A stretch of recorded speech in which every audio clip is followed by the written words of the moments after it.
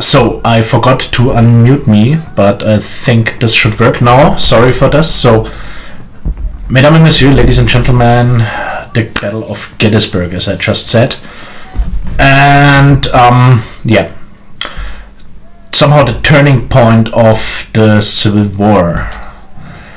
But before we go to the Battle of Gettysburg, this is the system of the game. We first have a minor battle, the Battle of Second Winchester, and let's first of all have a look what we bring there. The reason is I will not fill up my decimated army, so this is a defensive battle. This is good. You can bring 13 brigades, so this means 2 full divisions and 1 single other unit. Good. So let's see which corps we bring. And I'm all the time thinking about if it wouldn't be nice sooner or later to make some use of those sharpshooters there. And to do this,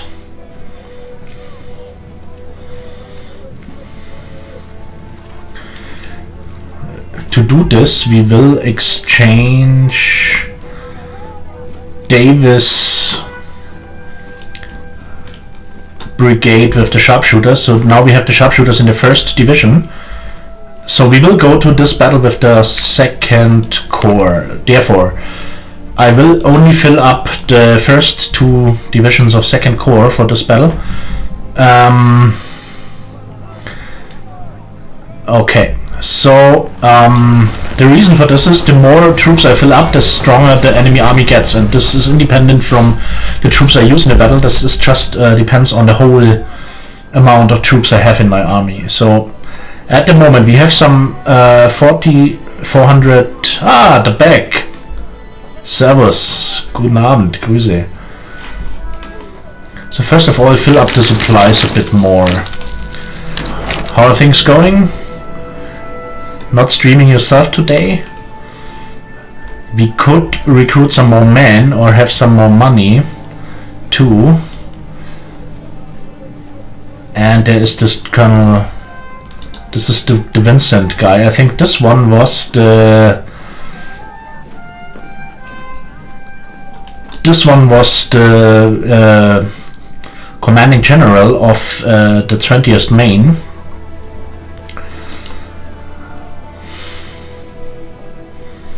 So therefore we will order this guy, and the rest of the money we spare for the moment. So okay, we want to bring up the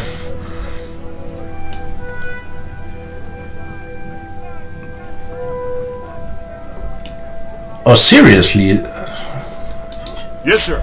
I did not expect you having problems with your computer, so I thought you have good equipment.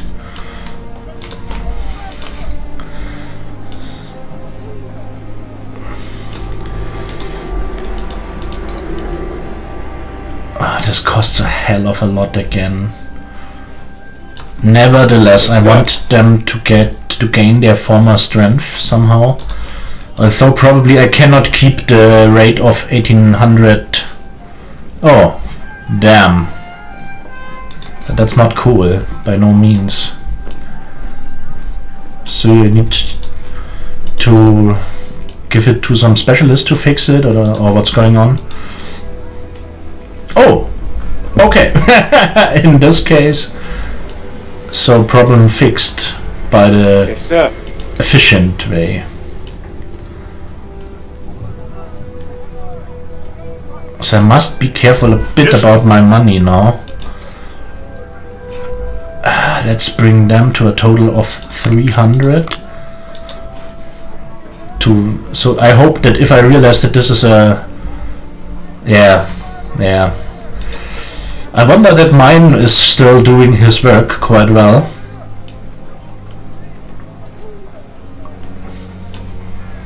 Come on, let's go full rookies for them.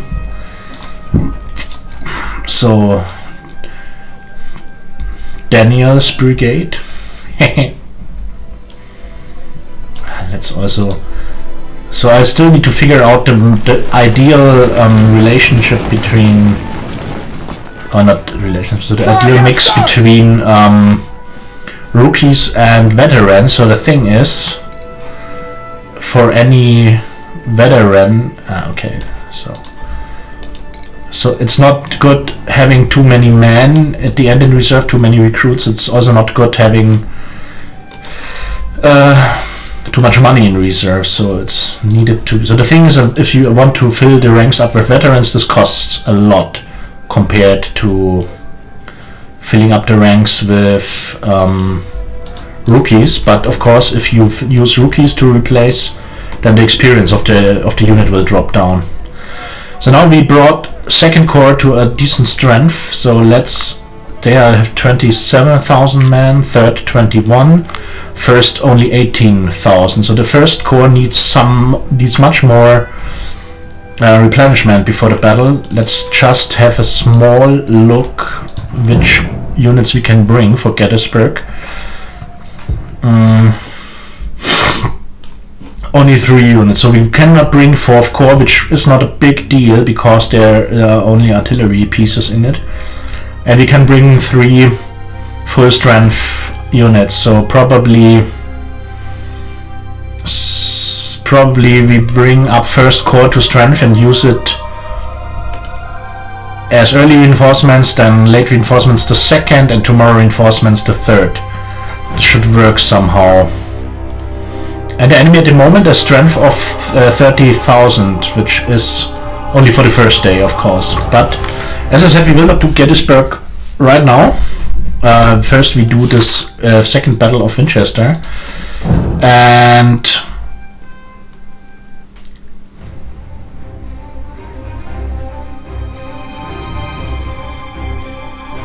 Captain! I absolutely have no problem with people in lurking mode. I appreciate anyone joining in, and I'm glad that you could make it today. So I think you told me when I visited your stream that you will stream tomorrow, and I expected streaming tomorrow too, but then I found out I have a video call with friends tomorrow, and I expected it to be today, so that's the confusion. So then I decided to go full Gettysburg today, hoping you would find the time to join in. And if with communication or with lurking mode, that's absolutely no problem for me. So first of all, we do the Battle of Winchester nevertheless, and then we shift to tomorrow Chickamauga. So maybe I will able to have a watch. This depends on the other meeting. Maybe also just in lurking mode, but we will see. We will see. So first, let's defend this small town with 2 divisions of 2nd Corps. Our scouts reported that U.S. Corps... Well, wait, let's give you a better view. Our scouts reported that U.S. Corps is 2 miles west of the town and will soon be here, okay? I remember this one. Deploy your men to protect Winchester. There are several defensive positions around the city, okay? There's this fortification. At this military post to the west, you'll probably be outnumbered, but if you use the defensive positions wisely, you could overcome their advance in numbers, okay? So we start with 5 units. Then let's... this is the battery and some infantry. No, we have them all at the beginning, and that's what I intended. I have the skirmishers with me, so well, then let's just use them as we have them. There is even more. Some cavalry, some...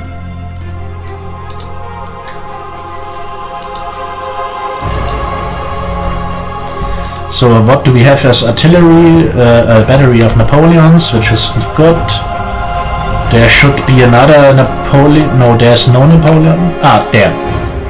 It's 10-inch ordnance, 3-inch ordnance, and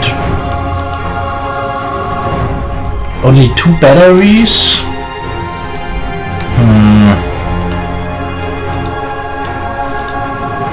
I want to keep 1 cavalry unit, so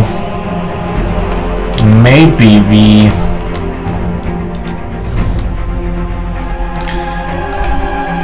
could replace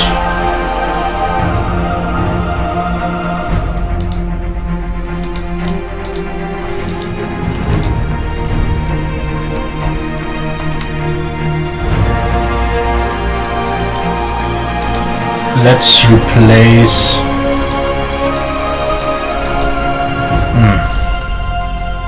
nope, this is not what I wanted.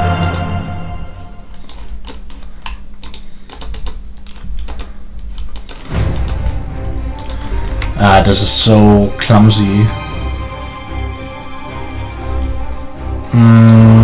I think I placed it now. Yeah, there's the cavalry, and I want to bring the 20-pounder parrots too.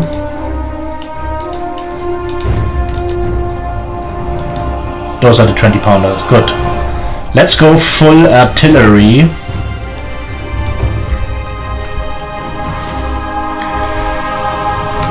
Yeah. Okay. We will use one unit to secure the stronghold there at least.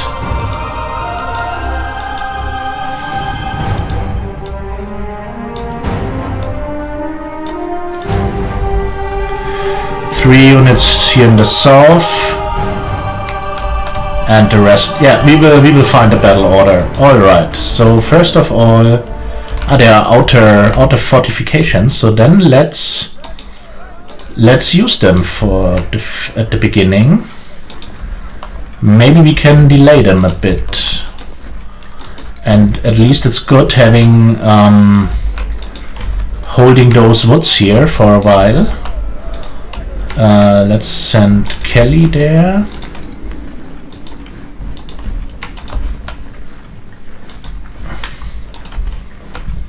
Okay, there's Daniel.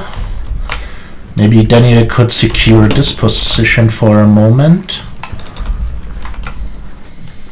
Here they come. Good. Well, I don't know if good, but...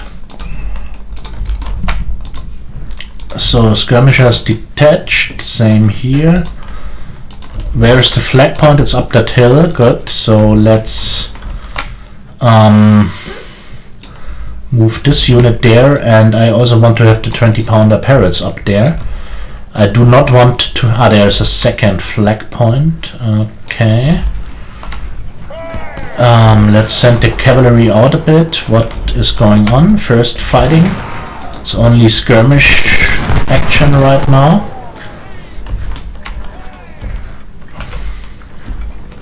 Okay, here comes the main enemy force. So I want to bring out the skirmishers a bit to the open. We could use this fortification, and let's secure this one and also secure here. And the skirmishers we used to fill the gaps for a moment.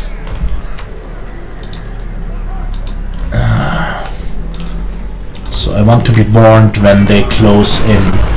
And those are the Napoleons. Yeah, we bring the Napoleons closer to the front line. But let's give them a proper route around the town. So this position is not good. There they can... let's change this. Let's use the... that's also not good. So let's use hedge skirmishers there, and there comes a unit. Okay.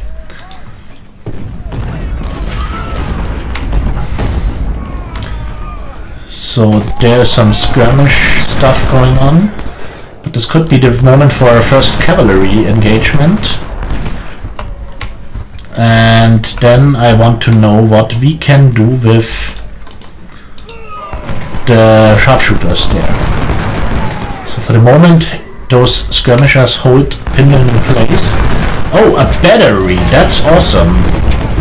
Let's see if we can take out the battery. This would be marvelous. Damn, there comes a infantry brigade. So this is a bit suicidal now, but we have them on the run.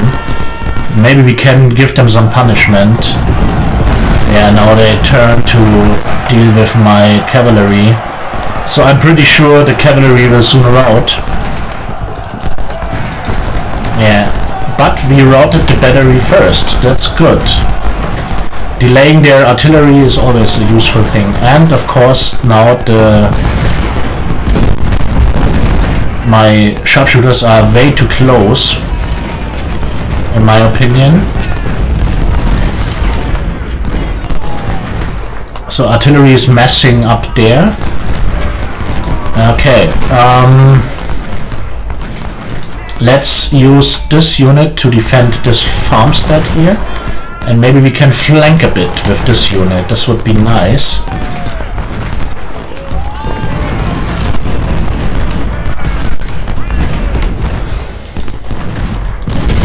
So how is the cavalry doing? Okay, they lost a considerable amount of troops.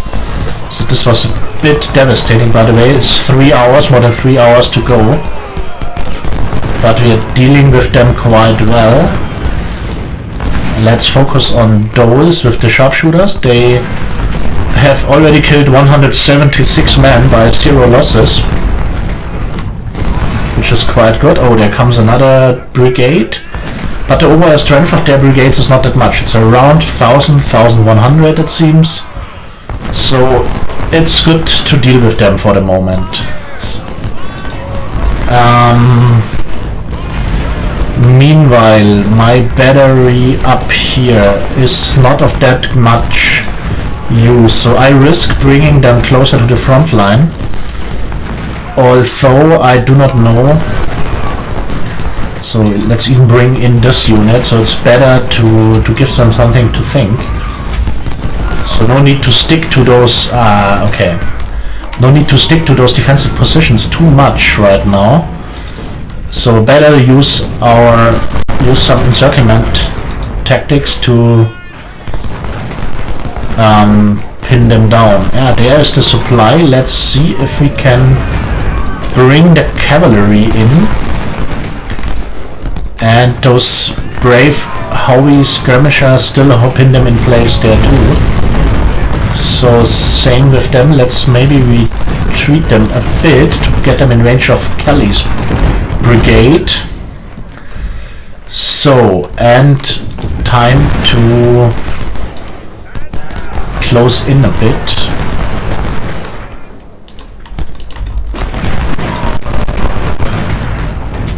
So Brian's skirmishers hold this brigade in place while we pretty much deal with those 2 units there. So let's try to take out some of the cannoneers with the sharpshooters too. Better let's focus on those. And there's the cavalry. Can we take out some of their supplies maybe? This would be a cool thing. Although there is also the artillery, which irritates me a bit, and now our sharpshooters are shot by the skirmishers, which is not good. So come on, take out the supplies, make it possible. Although we are terribly close to the enemy battery, and now we have taken them. Let's bring them behind. And now immediately care for the skirmishers. They lost 4 men. Shot more than 340 so far. Why are they in melee, by the way? We routed another battery. What's going on there? This is the... So can we even take out a 3rd battery? Damn, there's too much of them. Okay, so terrible losses for the cavalry right now. Which is not good. Oh, those were shattered. Okay, I did not see this. By the way, let's move them out of their cover. As long as they do not retreat to the woods, we can easily deal with them. And what's going on there? they are routing, so Jones gets fired. No, not fired, shot at, of course. Supportive artillery closing in. So let's try to deal with this battery, while we also deal with O'Neill. Oh, the cavalry was shattered too. Ah, that's bad. Yeah, okay, that's bad. So since they are shattered, this unit is completely lost then. So now let's switch target for the sharpshooters, deal with the other front line. Because here we have them on the run right now. Maybe we can even finish them off here. And a wounded colonel. So let's bring back the... that's annoying that we lost the cavalry. That was not what I planned. So this is a bit sad, of course. So now it seems we bring in all the supportive artillery. This is good. By the way, why is this... I did not fill up this battery. Yeah, because I did not intend bringing them. So I did not fill them up. That's it. So you guys follow. Oh, there's another brigade. So what we will do now? They have 50% cover. So let's hope not pushing them any further into the wood. Okay, sharpshooters coming in now. 6 men dead, 477. Okay, so on Friday oh, what are those skirmishers doing there, by the way? What the hell? Okay, completely missed this. Then let's bring in some infantry to the Townville, what the hell I'm talking. So to the town center, of course. Ah, damn it. And they march against my skirmishers, so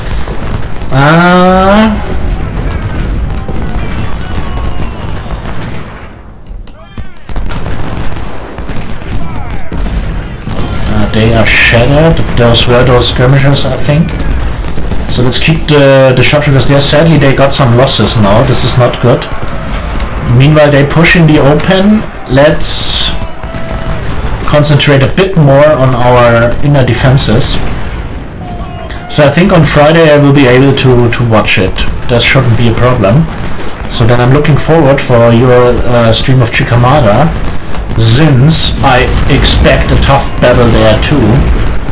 And since you are such an expert of this game, I appreciate first seeing you do those battles while I myself prepare for them.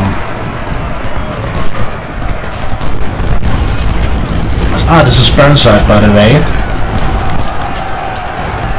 And I really not like what's happening to Brian there.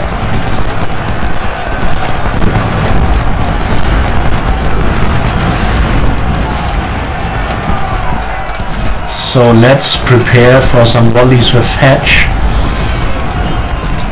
And we even charge O'Neill now to so the artillery is shattered. They sneak into the woods now. Okay, Doles is retreating. This is good. So this secures my sharpshooters for a moment. Gordon retreating. Nevertheless, nearly 40 men lost for the sharpshooters is not what I intended, but we will be able to replace this, that's for sure. So there, no real movement of the enemy going on. So let's see how things develop with this section. Let's pull them behind a bit. So I really do not want them to allow taking cover into the woods, so that's what I want to do. So let's sneak to this farmhouse. Hatch securing Daniel's retreat. So this is not going that well. And there comes in another unit and they will secure this portion.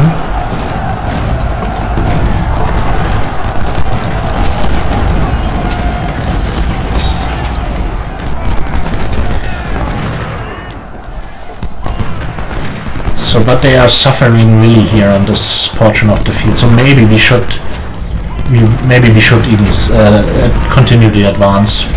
So let's do it the Kapitän Haag style now. So although they are in the wood, they have 350 men. They have some 500. So we should be able to run them down. So no reason to be overcautious. Poor Brian's sharpshooters. Okay, this was the end for those, nevertheless. Yeah, come on. We push against them.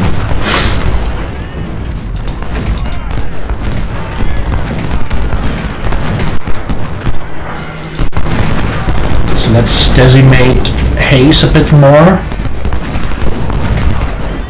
By the way, why do they get shot all the time? And from where? So why? I know, because the enemy doesn't like shot. So do they get shelled by the artillery, or who the hell is shooting at them? I really don't get it right now. So let's move Burnside forward. Still a brigadier in my scenario. Nevertheless, I'm fine with this.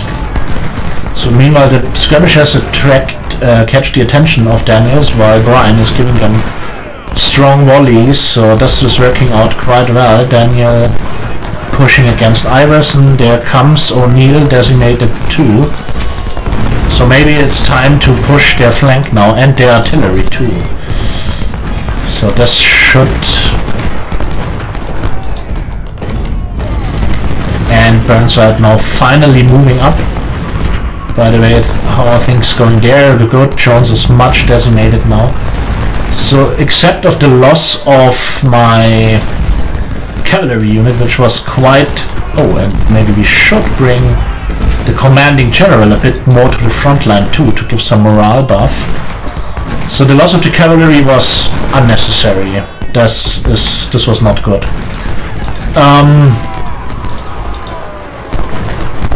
Nevertheless... Yeah, okay. They have ammunition shortage too, which is good. So Burnside now turning the flank slowly. Poor... Who's it? Hayes getting heavily decimated, but Brian getting... I think this is the artillery of the enemy. Shredding him there. So of course it will be terribly costly to fill up nearly 100 sharpshooters. But I never... before did make a good use of them, and now more than 10 times their own strength or their own losses inflicted in casualties, so this is... it's working quite well. So there is the next battery to deal with, Nelson's. So this might be a bit tough now for... I think there we shattered another unit, there's one routing at least.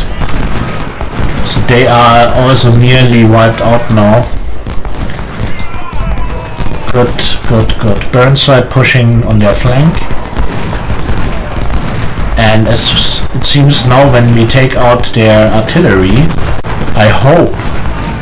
Hey, Dan Halen, welcome back.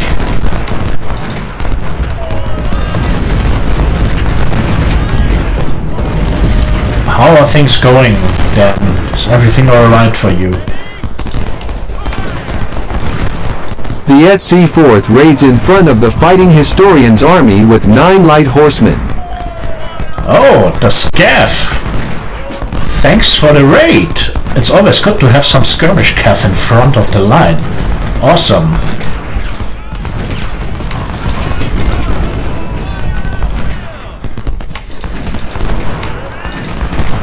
So, okay, they are pushed out of the wood now. Hey, the Scav! Nice to have you here, and thanks for raiding.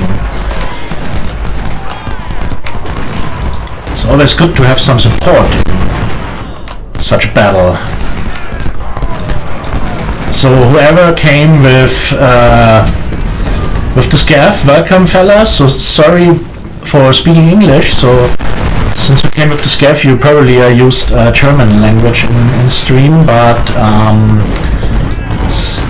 mostly, especially since I focus on such kind of indie strategy games, I keep it in English to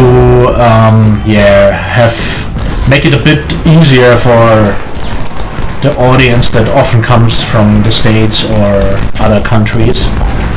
But I'm pretty sure you can do it. Yeah, thank you. So I wonder when you will have seen all my stuff. So, gentlemen, it's time to go to the offensive ourselves. Kapitän Haag would be proud of me, since he's always assuming I should... Oh, by the way, they are a bit too exposed there.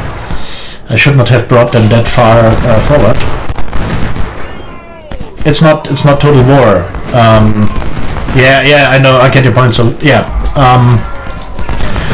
but my French is not good enough to do my French Total War campaign in French. So and I think you would not like this either. So better keep it like that.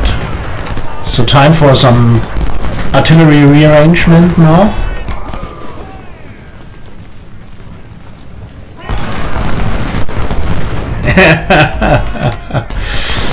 Sorry, gentlemen.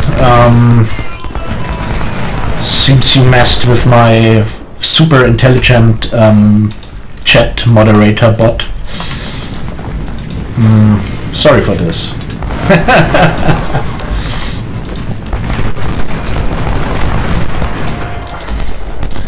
So we have them on the run now, completely. We pushed them away from our fortifications. By the way, let's send some of those skirmishers back to the central flag point to avoid any stupid surprises there. So Brian here, the unit of sharpshooters, is an absolute beast in this battle. 83 men killed, shot, lost, but nearly 1,000 casualties inflicted on the enemy.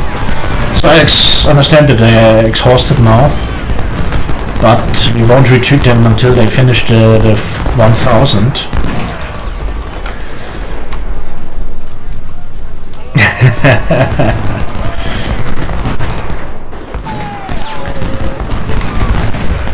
So again, welcome all the raid lads from the SCAF. Thanks for being here. Nice to see you here all together. Hope you have seen the raid notification I reserved for such nice moments. Okay, look at them, they are all shadowed now. Colonel wounded, that's not so good.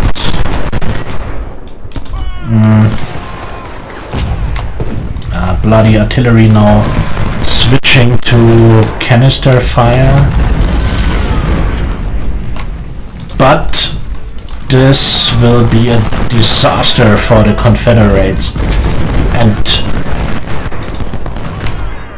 some weeks before Gettysburg, this is all I can wish. This is all I can wish. Thanks. I hope I don't disappoint. And a brigadier killed. Yeah, of course, the poor fella charging the cannons there. So sadly I lost my cavalry at the beginning of this encounter.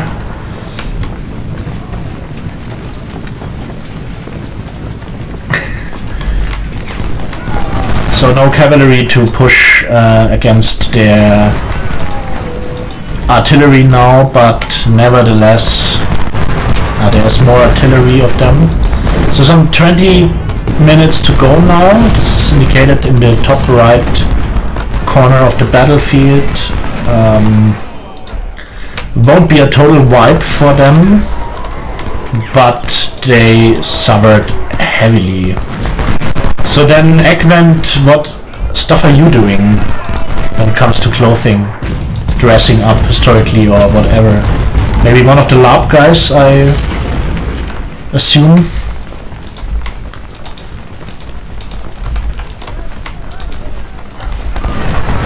Okay, so sadly we could not finish them off completely, but their losses are terrible. Another battery wiped.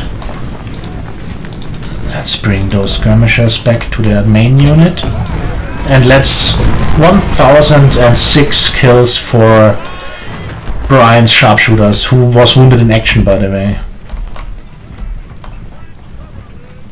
A competition in what kind of competition?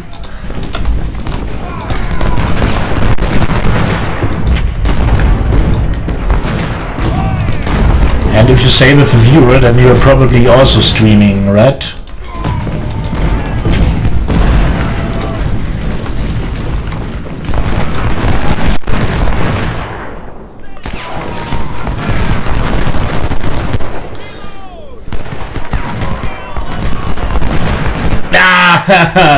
Okay. Nice. By the way, I did not want to take out their supplies. Better capturing them, but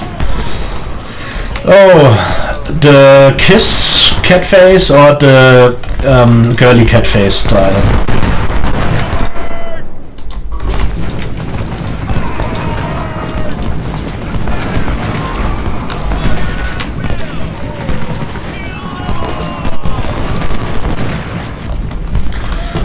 So now the situation is absolutely under control. As you can see, we clumped up the enemy forces at the top left corner of the map. More and more units totally shattered. This is indicated when the flag or the icon is gone, then they are completely shattered.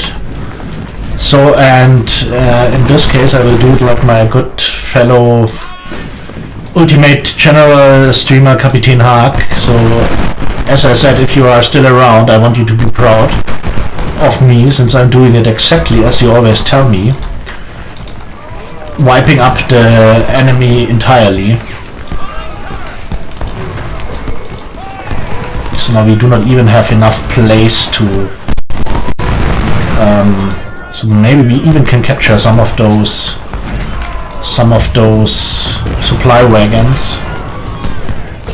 But first, of course, we need to take out the remaining units. Okay, nice. More and more volunteer to save the Union, among them the famous Eggvent 1L. And by the way, thank you for the follow, Eggvent. So I must admit I've never tried Fortnite, so I have seen some videos about it. I never really understood the hype from watching it, but of course I also know you won't understand the game by just watching videos about it. But I admit I also was never the shooter guy, so I prefer having some 1,700 men shooting on my command instead of running around myself. So the good the Beck may confirm that I'm also not the greatest TIE fighter pilot. So it's really my stuff is really just the strategy stuff. So yesterday we tried Among Us. So some friends from the live acting roleplay invited me to go with them, and I gave it a try. It's funny on its own regard. I understand the idea of it since I know similar group games, but I don't know if I will stick to it on the long term. So I understand the communicative and the friendship aspect of it. So okay, this battle is over. Yeah, and I think I'm not a good liar. That's the problem. And also, if you start it, I don't know if you yourself have played, but also if you start it, then you of course have no clue how are the rooms called, which task is where. So if you are an imposter and run around clueless and pretend doing tasks, and then they ask you what have you done, so yeah, and I'm really not a good liar. That's my biggest problem with this. So we had deployed some nearly 2,000 men more than them. We lost nearly 3,000. They lost nearly 10,000 out of 13,000. So the blood toll they paid is gruesome. By the way, commanded by Dick Ewell. Goals fulfilled, of course. Let's see to the officers. One deceased. This was the brigadier general of this brigade that charged the batteries. Daniel wounded. I think he commanded. No, Brian or Daniel. I think Brian commanded the skirmishers. Wounded 2. 2 more men wounded. On the other hand, 2 brigadier generals promoted to major general. And the goods. Some sharps captured, some pattern 1853 Enfield captured, some Harper's Ferries captured, and lots of MJ and G type 2. So not that bad, but we also have lost the cavalry unit. So at the very beginnings, so this is of course awesome. This is not cool. So, first of all, yeah, we need to reform the cavalry unit, and this hurts me a lot, since they cost quite some amount of money. So let's go for those Colt M1855, funny looking. It's kind of a mixture of a Colt, you can't see properly then, okay. So now you can see the full game, also it's a bit smaller. So we give them this mixture of sabers and this Colt mixture between rifle and revolver. 5-shot cylinder, crazy stuff. So let's build a small unit of them, some 350 men. Then we... Alright, the Scav, thanks for bringing the fellas. I really appreciate it. Hope I can return the favor one day, one not so far in the future day. And yeah, have a nice and enjoyable evening then. So we need to reassign a unit for the sharpshooters. There we take Run Gross. So, and to make it clear that those are the sharpshooters, we should name them like this. Okay. Yeah, well, it's not difficult yet. It depends. So, so the basic thing is what you have seen before it was of course the battle, and what we have now is the army organization panel. So this just means that now I have all my units I had in the previous battle, and I need to fill them up. So as you can see here, where there is a red icon, this means there's at the moment no officers. So those are the guys killed or wounded in action. So then you appoint new officers to these units. Then of course, so this is just what I do right now, I just appoint officers to them. Then you have the size of the unit, so here 1600, there 1800, 1400 nearly, and then you can fill them up. So, and here you can choose between veterans and rookies, so greenhorns. So the veterans cost more, there you have the money, there you have the available recruits, so I cannot fill up more than nearly 14,000 men, and this is all the money I can use. So I have to take care how I fill them up. Do I use veterans, for example? Let's say I want to bring them up to 1800 men, roundabout. So I pull the bar to 1800. This now costs me nearly 17,000 written here. If I switch to rookies, then this costs me nothing because I have them. But in this case, this means their experience is dropping. This is indicated on this red bar. and also on this bar here. So if I go for a veteran, they keep their experience and they are close to the upgrade. So when the bar is full, they get to the next level, which brings an upgrade for them. So you have to make a choice all the time. So in this case, for example, I fill them up with veterans since I want them to upgrade soon, and so on and so on.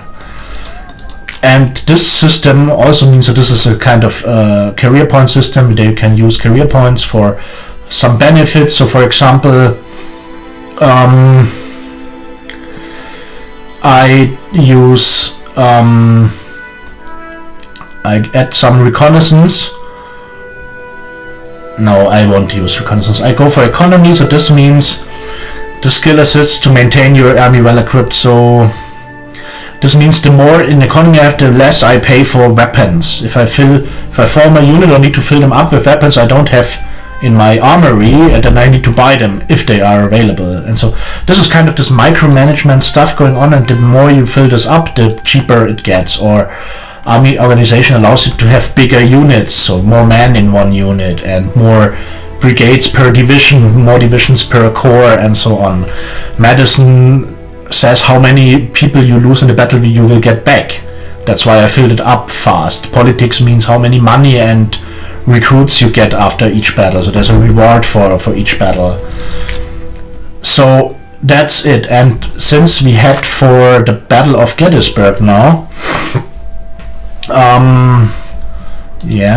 so the Battle of Gettysburg will be the next one.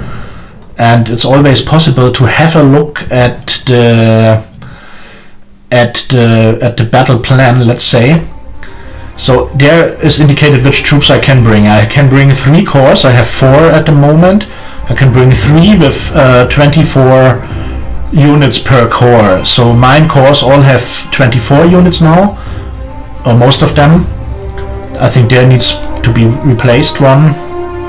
So I will not bring 4th corps, but this is only a kind of a reserve corps. I will bring those 3. So my task now is to fill those 3 corps up as good as possible. So 4th we can ignore. There are just some small scale infantry brigades and some batteries. So it's good having some extra cannon, of course. But on the other hand, well, if I cannot bring them, then I cannot bring them. That's obvious.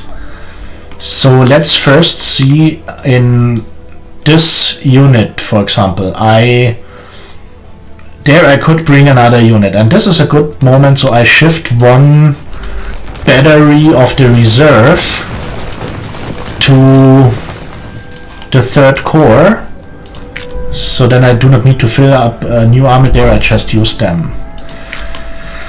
So, and then no problem, it's just a pleasure. So I would not do streaming if I would not want to talk about the stuff I do. So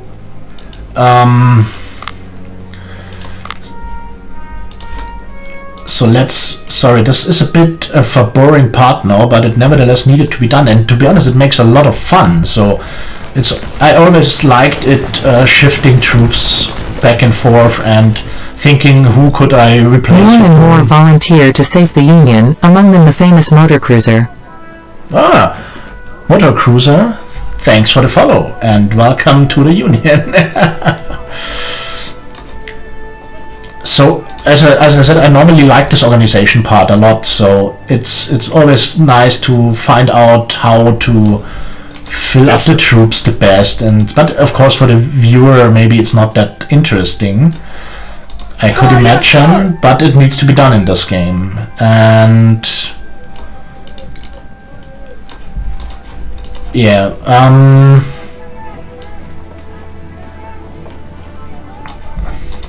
and what I want to do now, I want to fill up those units as good as possible. They need more men. They will get veteran, for example, since those 20-pounder parrots are one of the strongest weapons in the artillery park. So I should better give them good troopers to have them handled properly.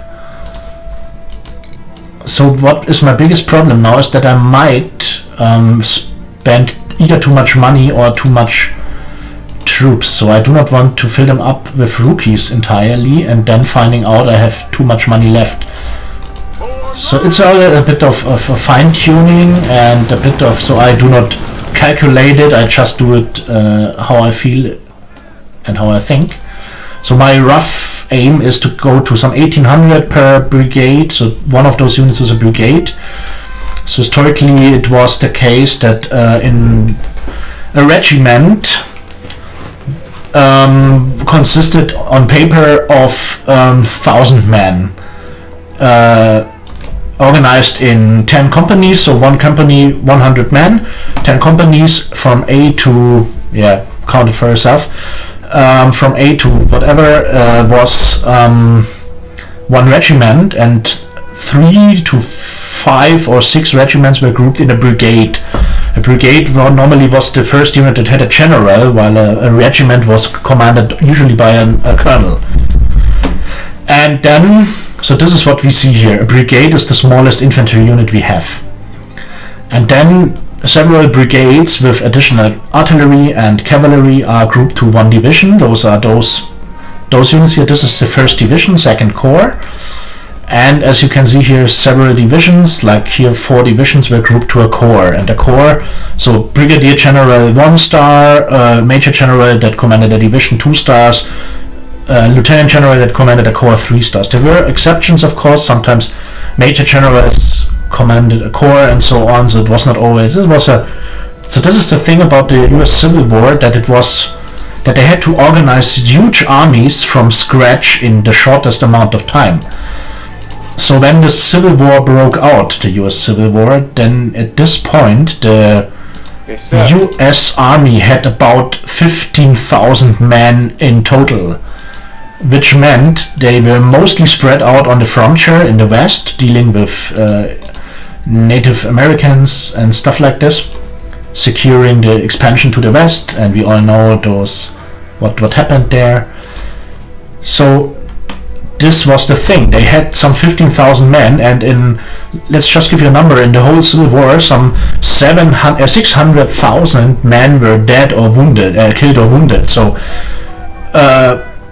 40 times the size of the initial army was just casualties in the war. So they had several million men altogether in the war fighting, and they needed to build this up from scratch. And so this was the biggest challenge for this.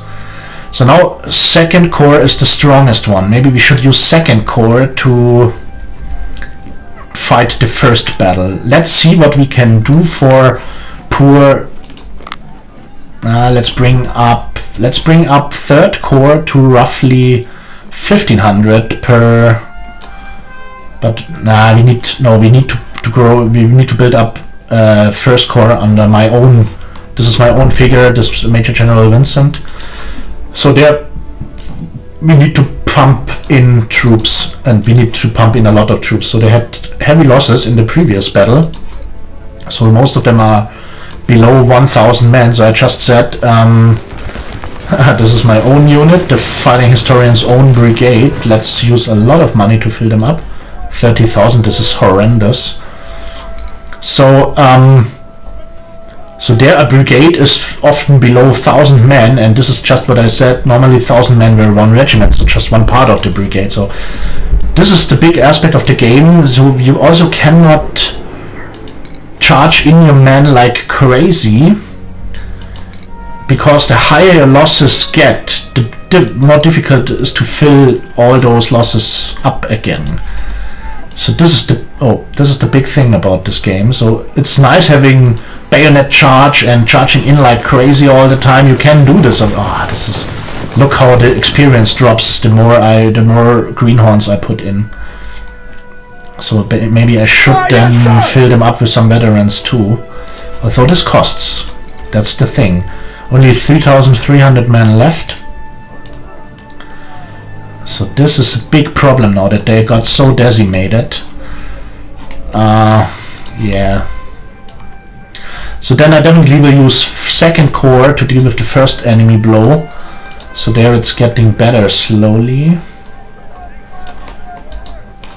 and use first corps. This one I just fill up right now. I will use them to fight in the second wave, just due to the fact that they are so decimated right now. Yes, sir. So at least now they mostly are at around 15. Okay, now I'm running out of men. 31,000 here, 25,000 here, 21,000 here. So let's use some influence to recruit some 8,000 men more. Yeah, and by the way, I've recruited a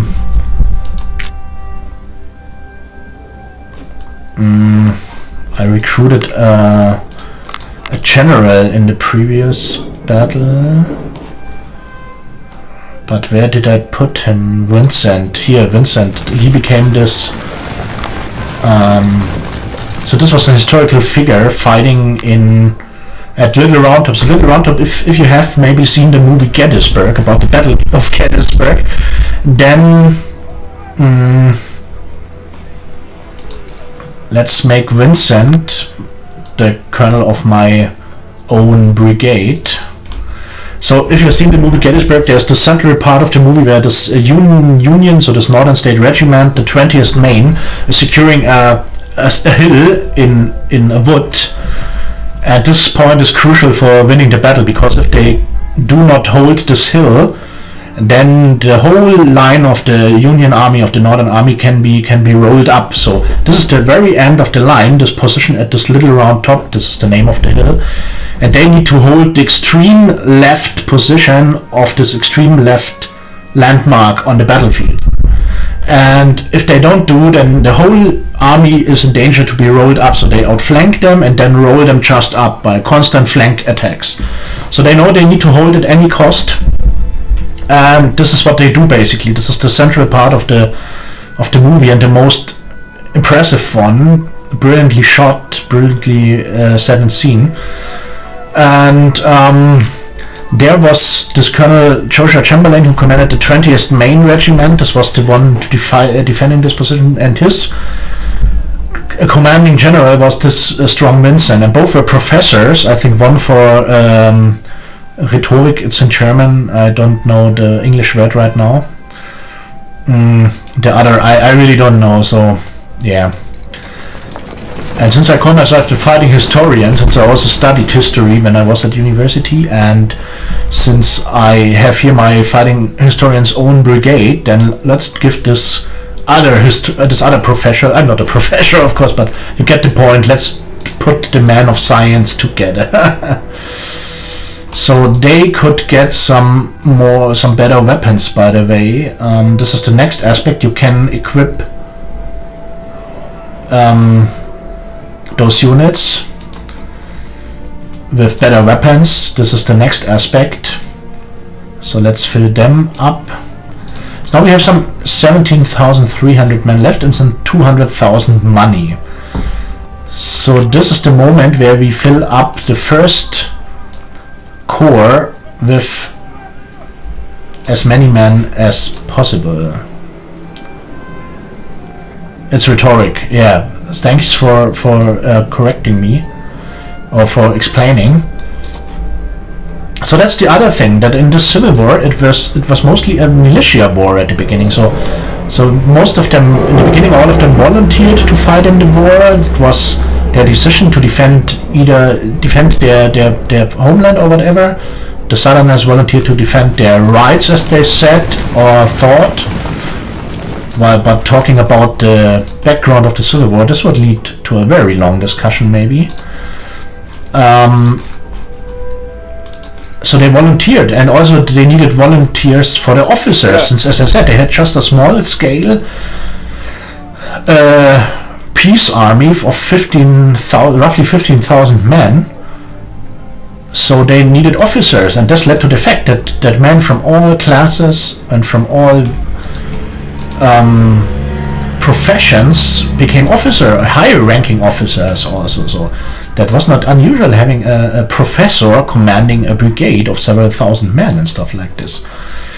So okay, 100,000 left, 4,500 men left. So first corps is quite strong now too, so let's pump the rest into poor third corps, which is a bit decimated by now. So let's max up the troop for Gettysburg as much as possible. Also, nevertheless, the game scales the army. So if you look at this, I have more than 10,000 Harper's Ferries muskets. So this means, Sir, yes, sir! After Gettysburg, we should try to rearm for example, those guys. They have this Lawrence. The Lawrence is not that bad in the beginning, but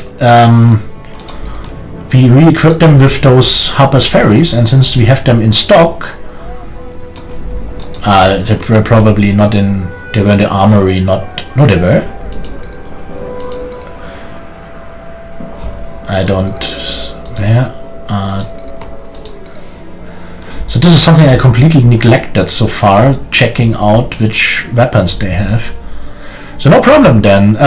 Thanks for joining in.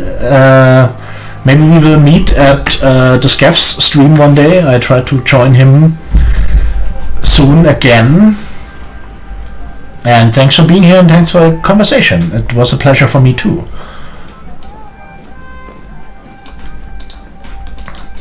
So at the moment, let's just use up those troops and fill them up, and after Gettysburg we will see what we can do about the weaponry.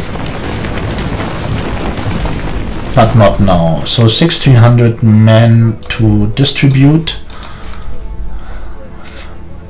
And now the funds are used up, so let's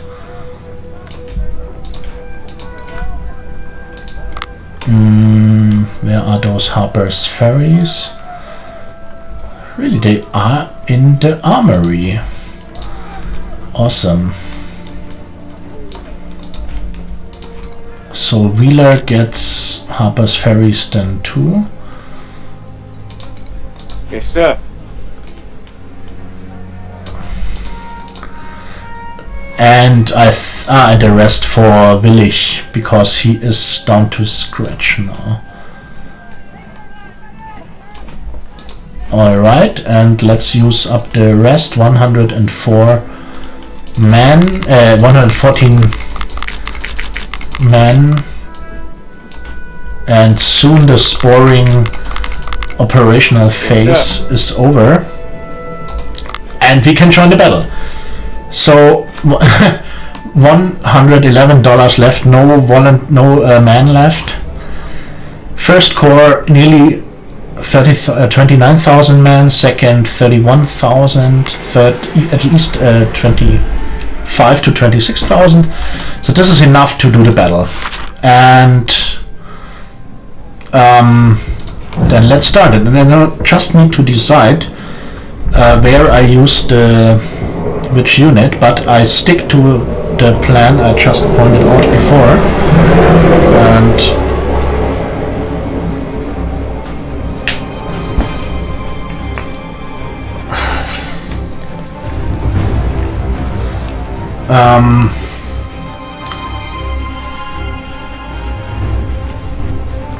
so since historically the first corps came into first reinforcement, although it was a bit differently organized than in this game, let's use first corps as early reinforcements, second corps as late reinforcements. No. I want to use second corps for tomorrow's reinforcements for the Battle of Little Round Top indeed. So third corps will be late reinforcement and good second corps will be tomorrow's reinforcements. And let's start it, and I'm really looking forward to the Battle of Gettysburg, since it's such a famous one. A Confederate division of about 7,500 soldiers is marching towards... wait a moment... Yeah, okay. A Confederate division of about 7,500 soldiers is marching towards the town of Gettysburg. Their intentions are unknown, but possibly they are seeking to loot the town for supplies and shoes. That's indeed what they did historically. They were searching for shoes, since they were badly equipped. Yeah. General Bruford's cavalry has delayed their advance. He has now decided to defend the ridges west of the town, slowing down the enemy until reinforcements arrive. So this was indeed a crucial task on first day, delaying the enemy advance to secure the high points, the high ground. If the enemy secures the high ground south of the town, it will be highly dangerous to attack them, that's for sure. Our army is marching from the south, and our first units will soon reach our position in about an hour from Emmitsburg Road. Okay. The rest of the army is heading our way and is expected to arrive from Tawnytown Road.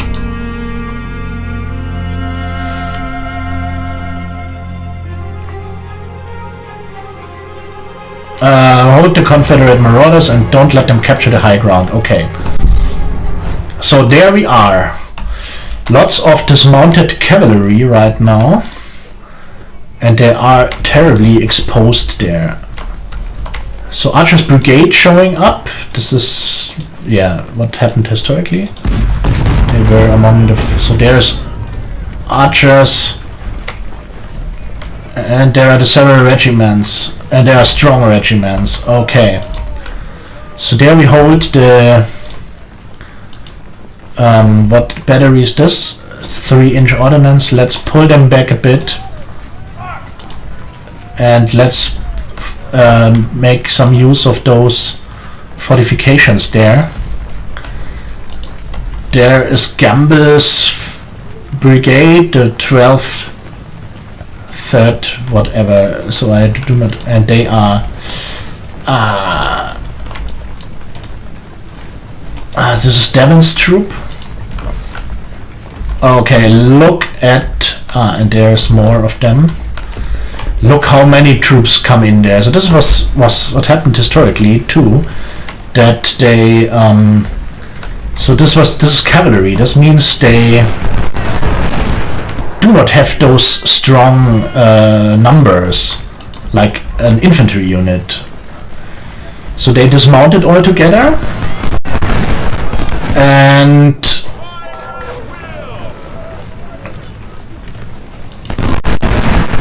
seeked some cover, and then they... so let's dismount them too. So there will soon be a retreat, that's for sure. So let's dismount them too. So at this time of history it was no longer suitable to have full-scale cavalry charges. It was done occasionally, but it was never that successful indeed. So the weapons at the Civil War were much... the rest of his division that belongs to Hillsborough is approaching. So more and more come in enormous numbers.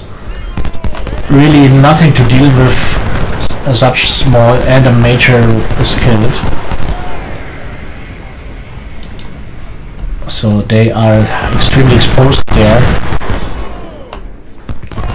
So sooner or later we will need to fall back to hold this ridge there. But let's give them some flanking fire for the moment. Meanwhile we checked them there. Artillery in support here. They are not that...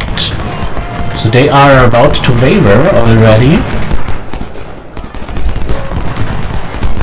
Okay, Devon retreating. So any unit that retreats, as soon as they rally, I send them up this ridge, because there we have the high ground and the cover of the trees. Our first reinforcements arrived. This is great.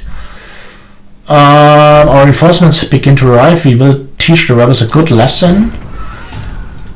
Okay, here they come. First...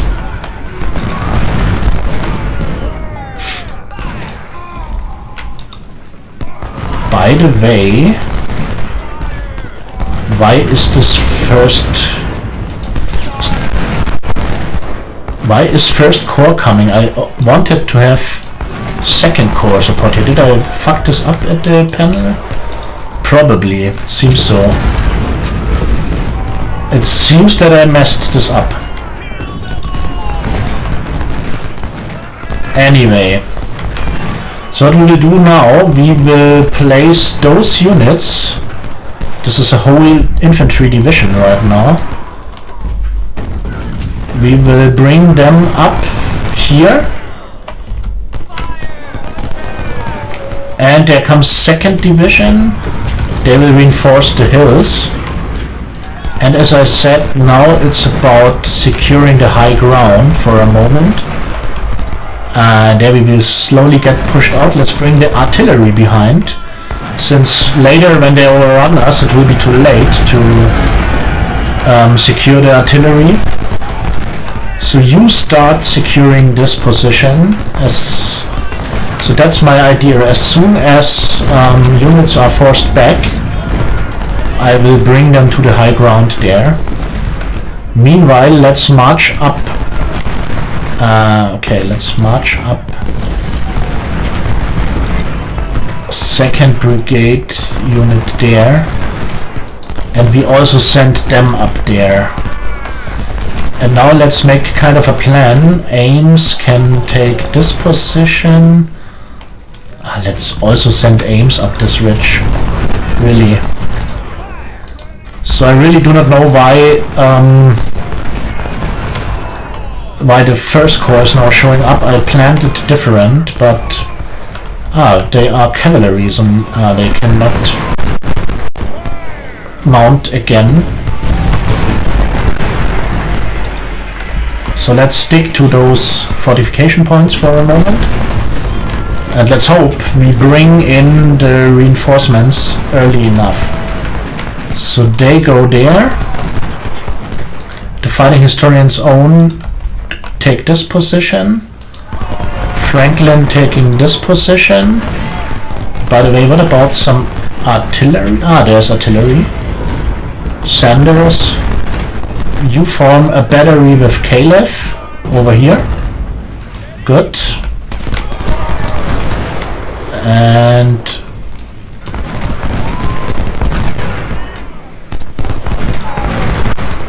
they hold the high ground for a moment. And let's hope that Haggard and Heinzelmann and Ames come to the high ground early enough.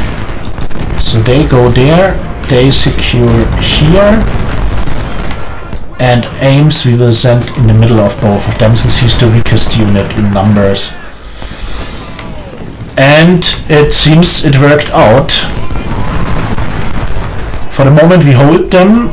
I will not let them get a foothold on Buford Better Retreat, right. So Haggard about to replace this unit of Brigadier General Devon. I'm not even sure if he was a Brigadier General at Gettysburg. I think maybe he was just a colonel. I think he was a colonel, but commanded a brigade. So this is also the thing. If they did not have... okay, there. They sneak around, so better let's... So there we replace them with Hayes.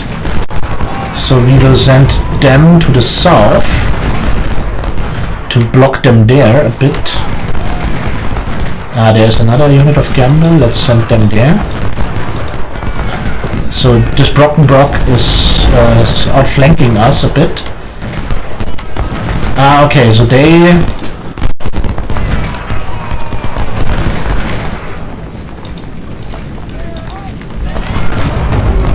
So let's hope we secure this position early enough. Let's hope. So there we checked Brockenbrock moving up. So those are the Gamble men. Devon's units, okay. So then let's send this unit of Gamble to the south. And now it's about defending the high ground. There's archers, 13th Alabama coming in. while Ames is heading for this position. And sadly I do not have any artillery up this hill. Ah damn, they got shattered. So let's pull this gamble unit behind too.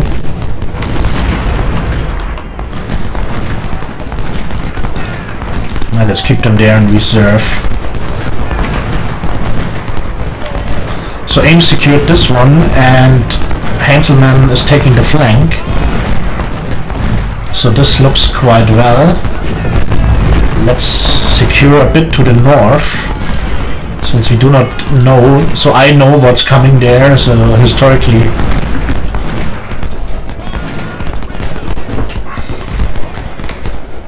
So historically, they did not know. More reinforcements come, so I still wonder how. I think this might get an easy run now. More brigades of our army arrive, quickly secure the ridges, so that's basically what I'm doing. Additional Confederate divisions approach from the west. It seems that the army of General Lee is massing to attack us. Okay.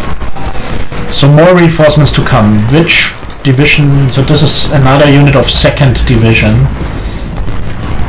So we...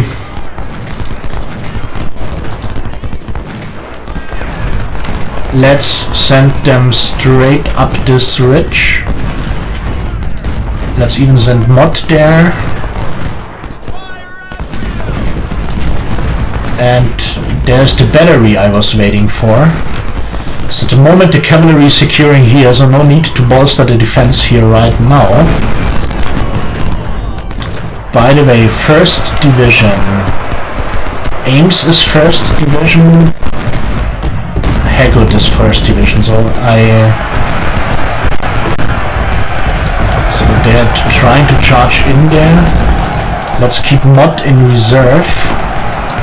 So now they want to know. But they are heavily decimated so far. So maybe they push us out a bit of the positions, but I do not think this is happening. Their charges are going on too. This is worrying me a bit more. Okay, they seem to push out Hain. But Hain secured the position. There they are beaten back. So this is all looking quite well right now. Also there we have the massive artillery support, shelling them with canister fire right now. They are routing, but who routed there? Nobody. Good. So let's hope the reinforcements make it in time. But on the other hand, they are bleeding out already. So there comes Pettigrew, famous guy too. He became commander of one of the divisions of Pickett's charge in the end, since he needed to replace. So there he commanded a brigade. He replaced another general, but I'm not really sure whom at the moment. Sorry.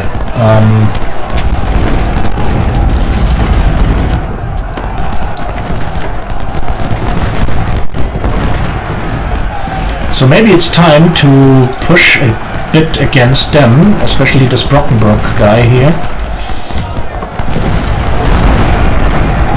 So there comes in another charge. Let's hope the flanking fire of Hanselman will help dealing with them. So it's uphill for them, it's a terrible position. Let's bring up the battery here. And we will use Bliss to support Haggard. We will use Chu to replace Ames. We will use Slocum as some reinforcement here.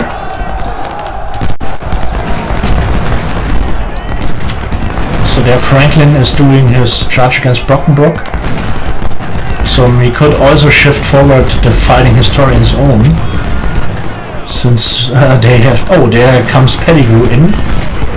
Let's better keep The Fighting Historians men a bit behind right now. Pander's division spot. Okay, they want to know now. But just right now we bring in reinforcements, which is good. So with Bliss we will replace Haggard, who paid a terrible toll so far. Oh, not that much. They had 234, 5, 6, 7 deaths. So they were not that strong at the beginning. That's the thing. So the battery there is terribly exposed. This is not really good. This was maybe a wrong decision placing them there. Let's hope they do fine. They already have 11 deaths, but now they start shelling with canister fire. So kind of a giant shotgun for those who maybe don't know. So let's put him out and replace him with Bliss. Haggard a bit behind. So Chu will replace Ames here. Let's keep Slocum here in reserve. Yeah, and Ames we shift there, and Haggard we shift there. So the reason why I do this is not really a strategic one, it's more an organizational issue, because I really hate mixing up my divisions. So this is 2nd division here, all those highlighted units. So now they have 4 infantry brigades, 1 unit of cavalry and 1 artillery. This is the artillery unit. So now what I wanted to say, 2nd division is now securing the ridge. A brigadier wounded. This is the battery.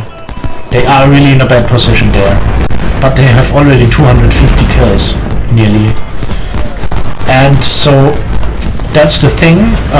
And 1st division is now securing this ridge. So it's just an issue of aesthetic, let's say. So we keep Ames there to secure this gap. And with Haggard we will reinforce this portion of the battlefield. And as soon... oh, what the hell? Okay, they were pushed out. Good that I placed Ames there. So let's hope Haney is holding. Ames should support this fighting. There is the artillery. Okay. Okay, Bliss kind of reorganized. So they've tried to force it now. Haney is suffering quite a lot, to be honest. So therefore it's time to put some pressure on their right flank. Okay, Slocum starting to occupy this position. So let's bring Bliss in the center. So this battery is badly used here. This is true. What cannons do they have? Nah. And but we secured, and we secure. Okay, they are pushed out. So let's hope to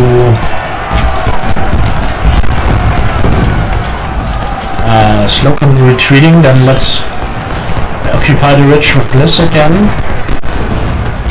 And there they are routing, and let's try to route lane 2. They are... Breckenridge seems to shattered. In comes Pettigrew. So let's use up all the dismounted cavalry to flank Pettigrew a bit. Okay, there they pushed us, but we hold the position already. Oh, we still hold it, sorry.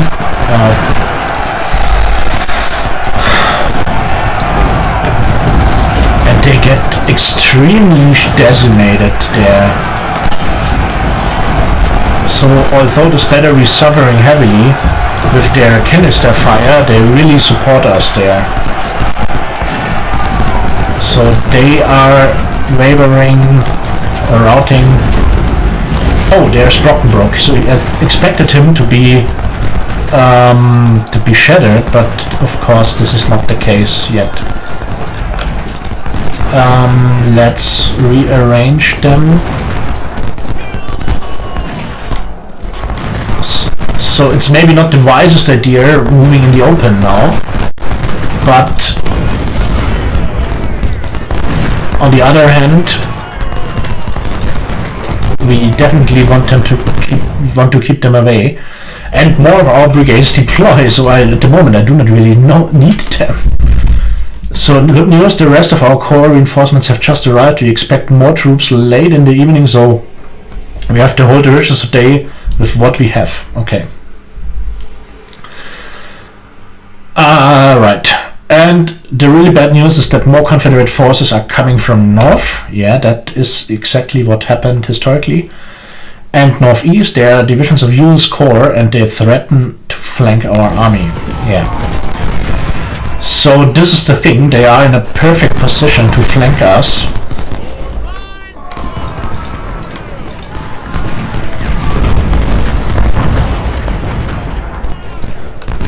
So maybe we just make a limited advance here.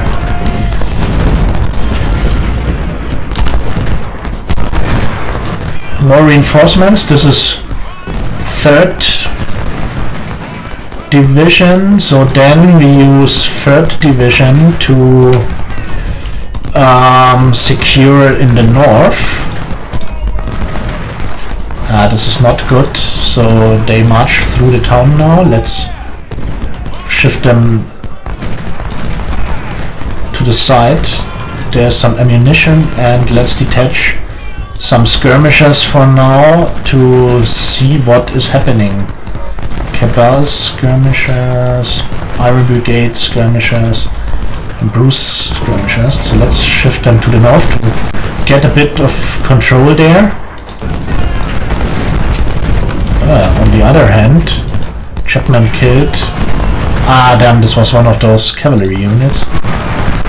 On the other hand, Brockenbrock is down to 200 men.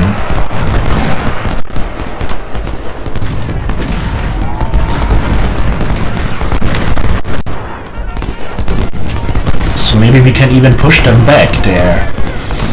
Would like this idea. They are shattered, come on. So at the moment it's going more than well.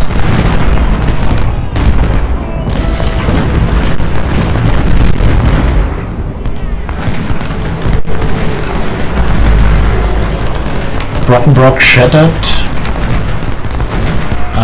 Okay, they get troubles now aligning.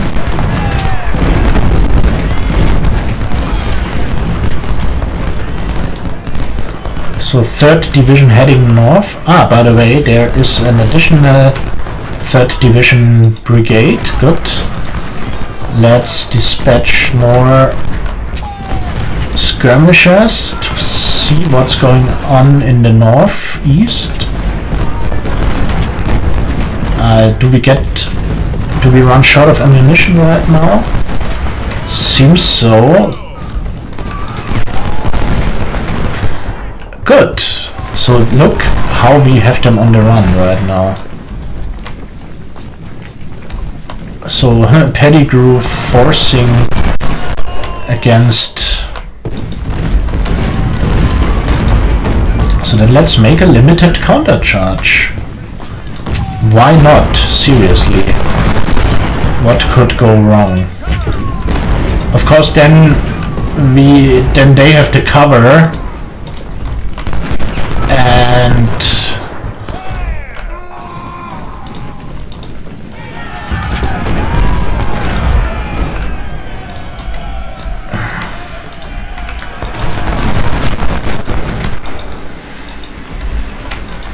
but they are really wavering, so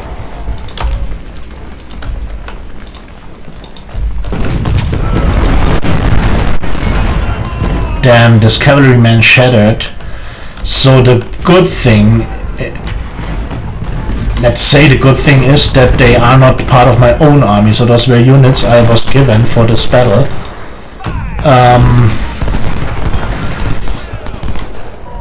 But hey, raffiniert!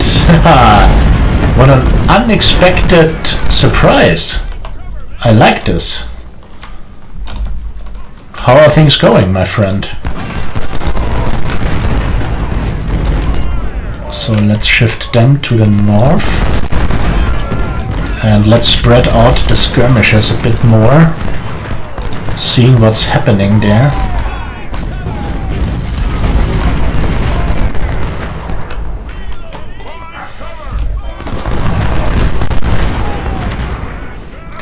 So there we really run short of ammunition. This is not good. And they have artillery. So, but now we decided marching forward, and then we must keep the pressure, of course. Although the losses will be dreadful. But there at the center they are breaking. If we can... So there we can advance in the cover of the woods. Scarce routing. Ah, school stuff. Then you shouldn't hang around in a live stream. This might be... So here comes the first reinforcement. Okay. So let's try to check them with Iron Brigade and Cabal. Ah, good old Cabal. He's also a veteran unit by now. There we secure with them.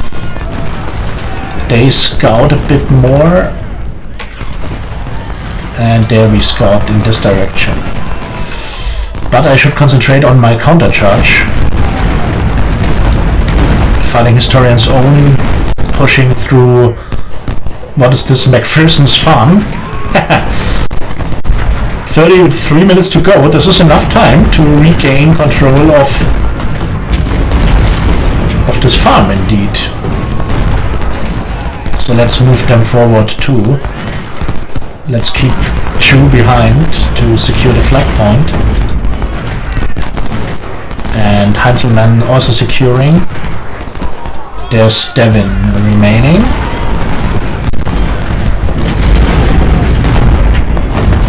So Thomas we trapped in the open. And we are closing to the flag point. They are still short of ammunition. By the way, where's my good old Major General Vincent? Let's bring them to the crucial point. This is something I always forget, shifting the earliest division. Okay, things this this might get interesting. So now we secured this portion of the field, but so there we have them on the run. But I assume the countercharge might get heavy. So therefore I do not really want to push that far with... So let's take Ames with us, but let's keep Bliss and Slocum behind. So I want this second division in the north a bit more to match... okay. So there, now we know what awaits us. So in this case, we shift them there and we will use the biggest portion of this division to secure there. Maybe we can advance in the cover of the woods a bit. So then it's up to my first division to lead the countercharge. There we get short of ammunition too. Come on, then. Okay, they are routing there. There's the bloody artillery. So let's secure this spot.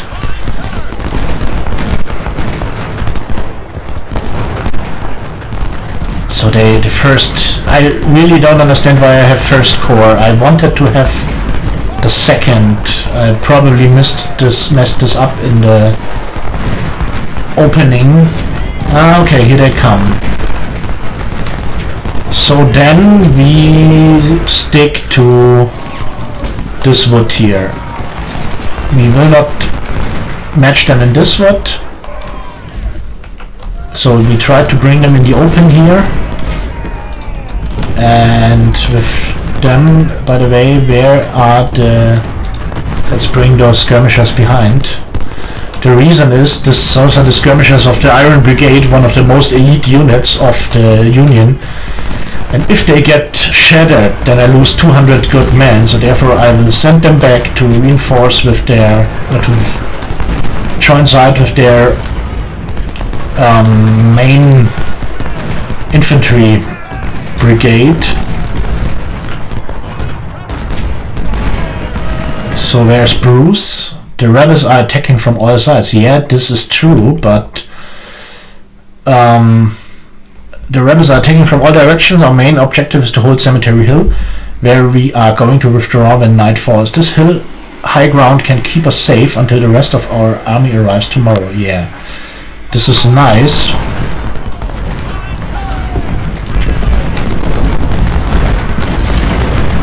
So now the big question is,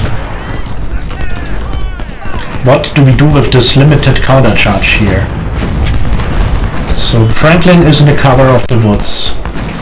Haggard is terribly exposed there. Fighting Historian's Own is decimated. They have their artillery there. I don't have mine nearby. There's Bliss. Okay. And now those skirmishers are shattered. So I do not know how long I can hold this position at this creek here. Okay, we have good fortifications, but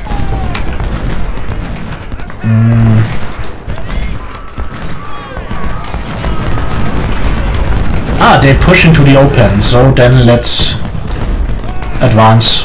Let's try to check them in the open. And there we just need to stem against their tide. Let's hope maybe we can... let's even send the battery forward. Let's risk it. So Perrin wavering. Then we bring Franklin in support.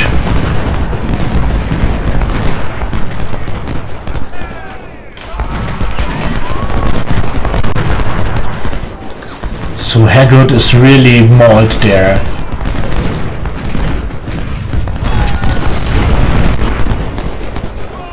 But if he can rout Perrin and concentrate on Pettigrew with Franklin, we can secure this portion of the field. And poor Ames could concentrate on their bloody batteries. And Haney is back too. Let's send them forward once again, so they really have not any strong reinforcements there. So let's use Slocum to secure there, and Heinzelmann to flank Iverson, and there is marching an unchecked brigade.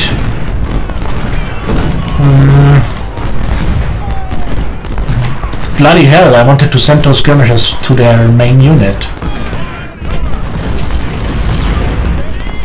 Okay, Perrin routing. Pettigrew in the open now. There comes Lane in. But this battery we have routed. Ames still in quite good... Oh, there comes another full strength brigade.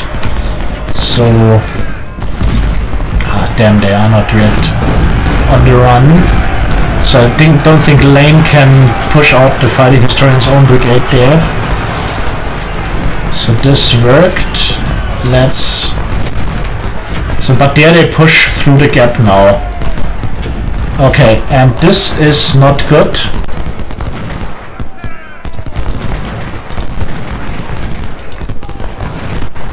So... Okay, there are batteries coming in. They charge the Iron Brigade now.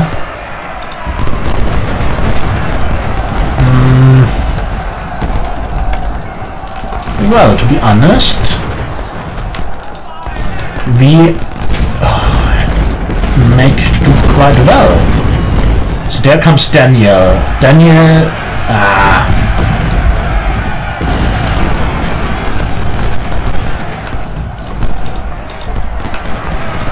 So Haggard is down to the core. More than 1,000 men dead. Dead, not deaf. But there we push them back. Oh yeah, we really checked their advance.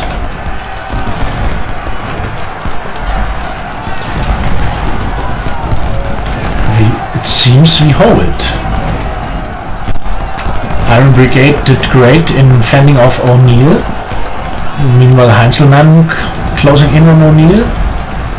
There we flank with Bliss while the remaining cavalry unit hold. This battery we control. Ames pushed back Daniel. Let's see what we can do with those batteries. Let's move up Fighting Historian's own. They are headless. They are really headless. We have them.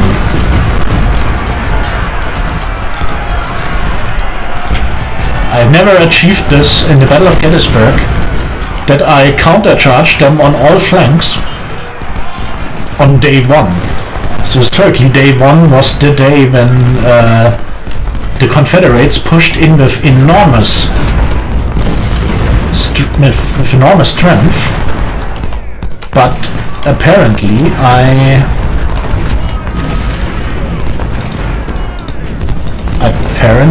we hold. So let's occupy this farmhouse there. Maybe we can bring Cabell over the creek to some flanking fire there too. Carol's skirmishers now retreat, but it's fine. Okay, there are some cannon. There is Daniel again.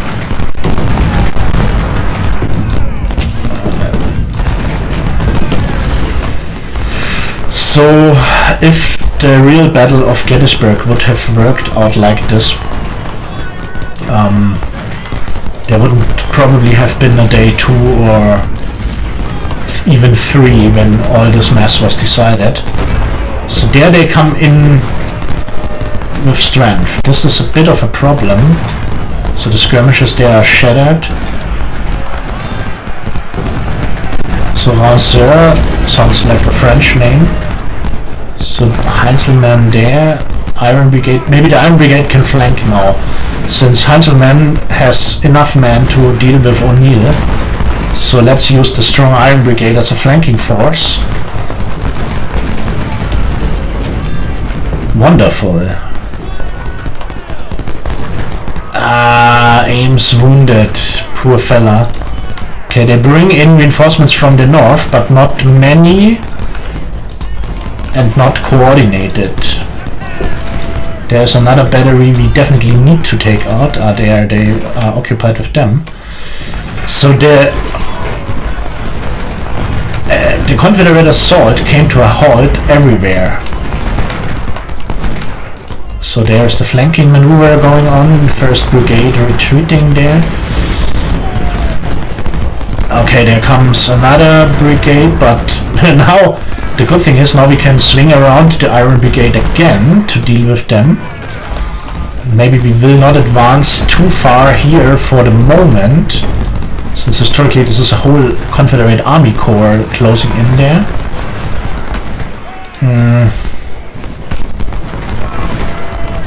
And by the way, what is this guy doing here? Slocum dealing with some stupid artillery lurking in the wood. So Jones should be wiped out soon. There's just this shattered brigade, a battery, and Daniel's brigade, who also got its share of fighting and beating. So we paid a high price for this favorable position we have right now. But the enemy paid much more, really.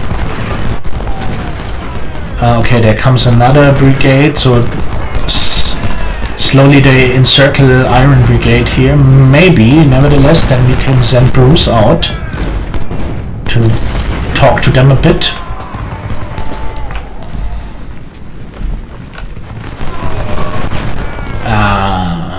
There's a lack of ammunition too. So let's bring the ammunition where it's needed. So this battery is gone.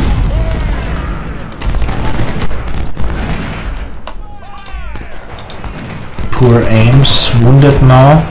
Let's secure this fort. So my 1st Division, 1st Corps paid a terrible price in the fighting of this day. But the enemy offensive is completely checked now. So let's deal with Gordon there to secure Iron Brigade's exposed right flank. Cabal clinging to the wood, this is good. And yeah, Bliss harassing Ramseur. Heiselman holding his position. Iron Brigade covered quite well in the wood. Yeah. And more than 1 hour to go. So I do not see them making any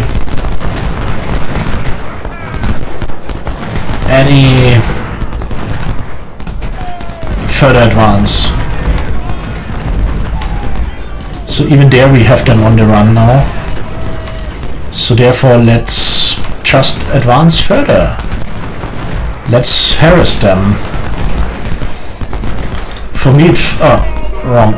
For me this feels quite awkward since I so much read about the Battle of Gettysburg when I was younger, and so when I was totally into the movie. So this is funny now. There's this Ramseur unit. And I wonder if they might try to conquer one of the... So let's use Devon's cavalry to secure this point.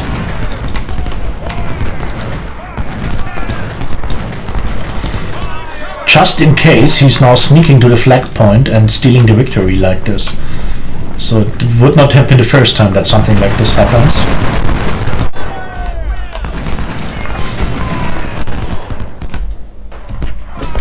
So what I wanted to say, it feels a bit strange having such an unhistorical cause of the Battle of Gettysburg.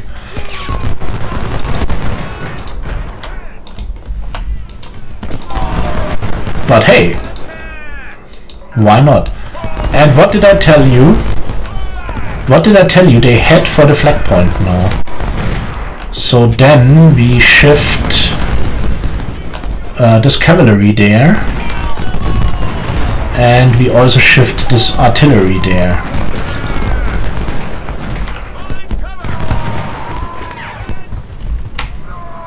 And let's use Devon's 6 New York to secure the retreat of those guys. Maybe we could also stick to this defense line here.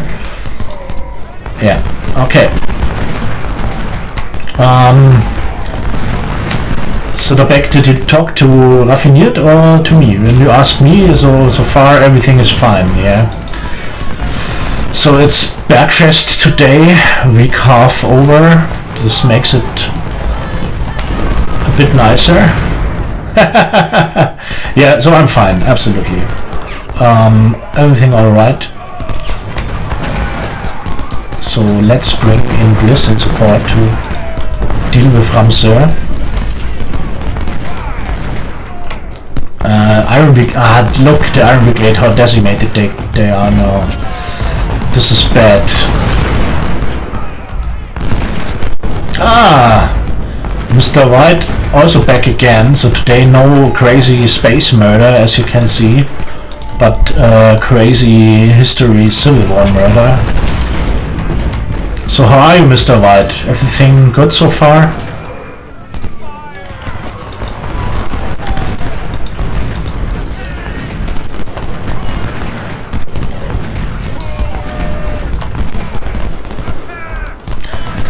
So where is the cavalry when you need it?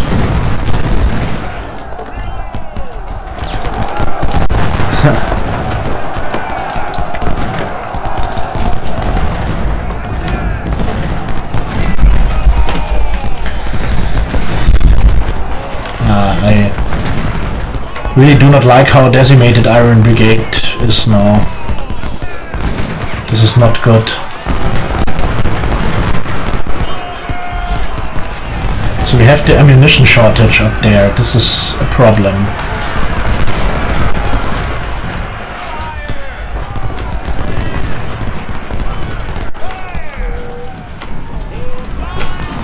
Daniel retreating and retreating and retreating.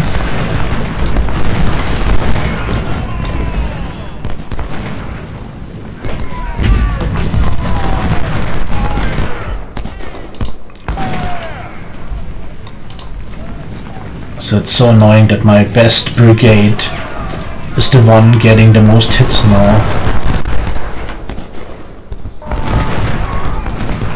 Yeah. And Ramsar charging around. Oh, there is another unit. Look at them. So then let's send back Bliss to secure the central position. So that's a bit crazy. They do not make any progress nowhere, but somehow manage to sneak around some units. Well, I would try the same, of course.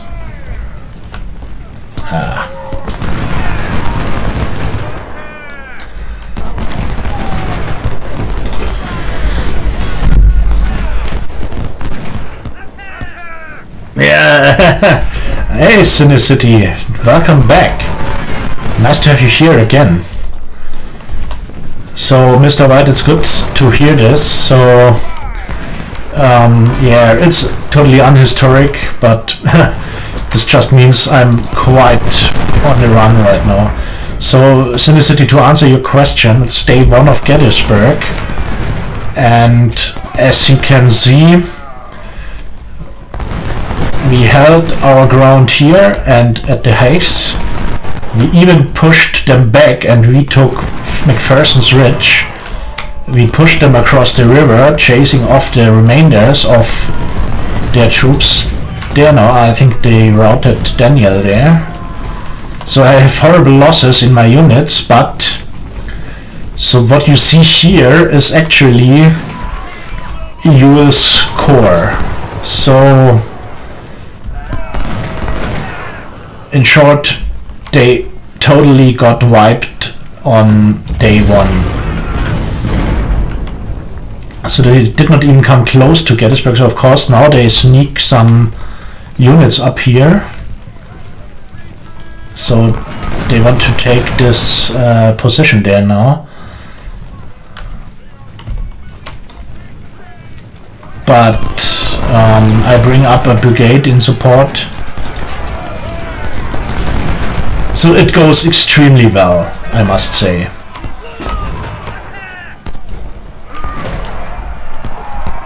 Daniels is not yet defeated, okay.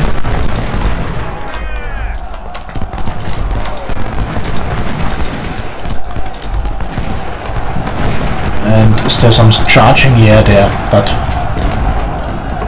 it's pointless. It's absolutely pointless. They have 6 minutes to go, not nearly enough to cavalry. What the fuck? Okay, this came a bit unexpected. So there's one of the cavalry unit of Devon, I think, routed, but so it's just about buying some time. Let's charge the cavalry in.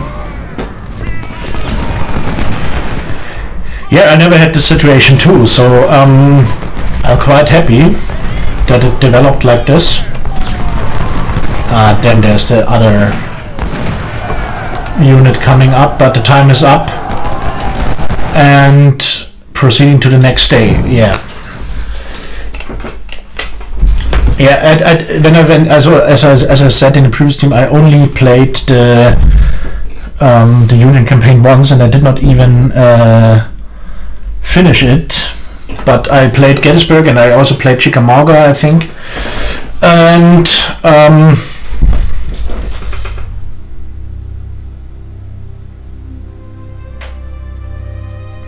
yeah, and I'm surprised that it went that well. So as you can see, they have some 20,000 men now against 83,000 of mine in all three corps. So this is just a nightmare for them. So this was our friend Kapitän Haag also said that normally on Gettysburg after day 1 and 2 it's absolutely boring, and I think even day 2 now will be boring as hell. But this means that I can go with a strong army to Chickamauga, I hope. So let's hope it stays like this. The 2nd Corps reinforcements took position on Carl's Hill and along Cemetery Ridge. Yeah. So this is the famous. A few brigades are dispatched to guard Emmitsburg Road, but they are in a vulnerable position and should fall back if they are overwhelmed. Let's see if this is really necessary. Confederates may attack from the direction, so we should scout the area to understand their intentions. Yeah.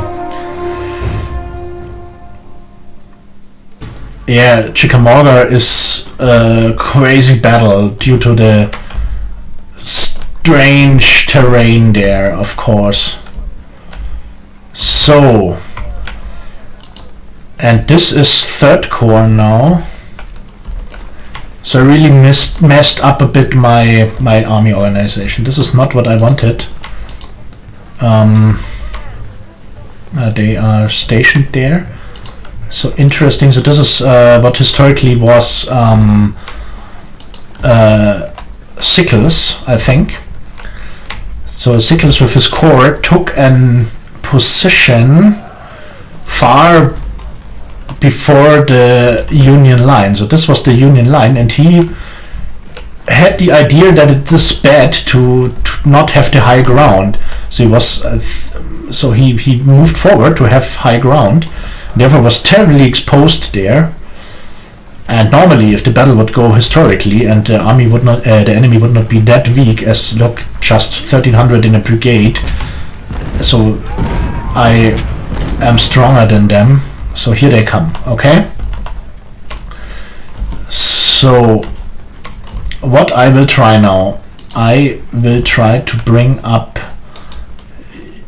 units on Big Round Top 2. Tyler should secure Little Round Top, and we use the skirmishers to fend them off for now. Lepine's skirmishers and Tyler's skirmishers. And Wheeler we send to Little Round Top 2. And the battery, what cannons do they have? 10, so 3-inch ordnance. And we really need to look how long we can defend there. So there in the north we have quite good positions. Thanks for the advice.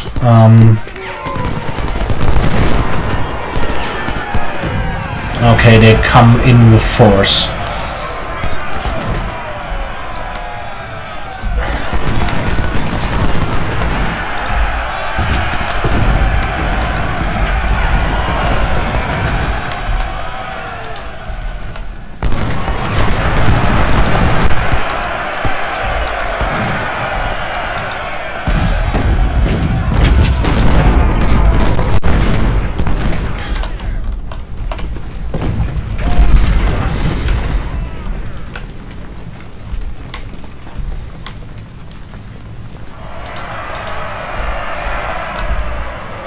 So the biggest problem, of course, is the assault here, and to be honest, I really do not find any reason in defending this position here. So let's use just some skirmishers to delay them and then we send behind the whole corps or the whole division to the center. So I want to stick to the tops. I want to occupy the high ground. Let's see if we can bring Benning to retreat, because I really do not have any interest in here defending Peach Orchard. So this historically was Peach Orchard where the fighting took place. So Ammon, you there. Sheridan there. Bass there. With Wilcox we move there. And now better we send even Wheeler up the big round top, because this is a nice trap for them. Let's hope that we can bring up Wheeler soon enough, and let's sneak around a bit with the skirmishers. And so they stick to this area now. Skirmishers already on the run. So Ammon, you will secure this wood. Sheridan and Bass, you take Little Round Top. So then let's even send Tyler up. So we use the whole 3rd division to secure a big round top, and with those units we secure Little Round Top.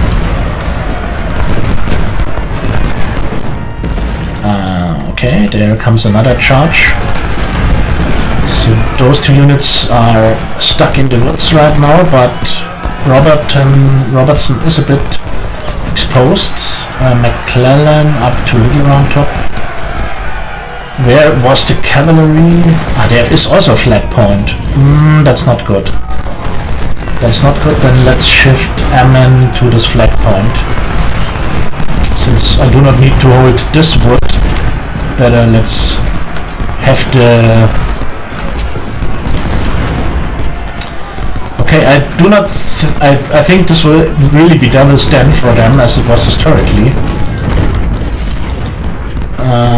Let's try to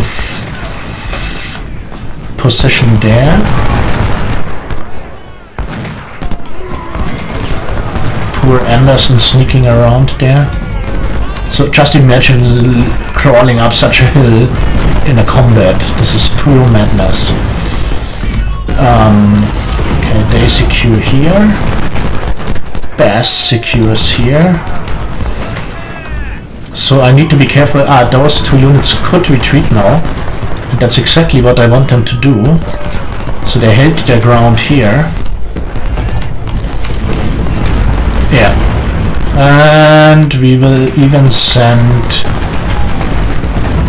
Wilcox to this flag point too. So yeah, I think I am not too bold if I say now that Gettysburg will be a walk altogether.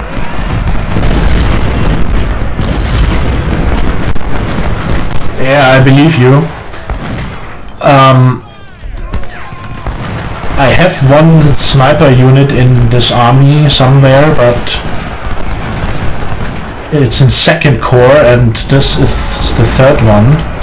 So I did not think about the sniper when I selected the corps for the different stages of the battle, but I also think messed it up. So I had my 1st Corps in the first day's battle, and I wanted to have them here, but 3rd Corps, which is actually fighting right now here, is I did not intend them to be here. So normally I wanted to have my 1st Corps playing this stage of the battle, but it did not work out. But anyhow, they are nearly even when it comes to strength. By the way, let's secure this wood for a while. Why not? Maybe it's a good delaying point for the enemy.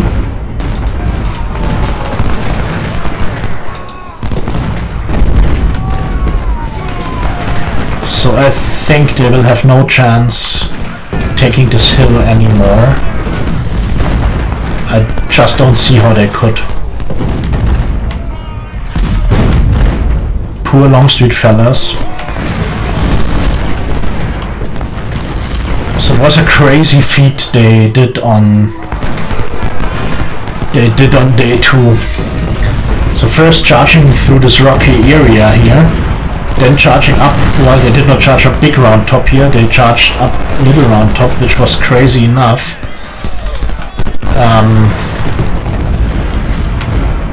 Unbelievable what they did.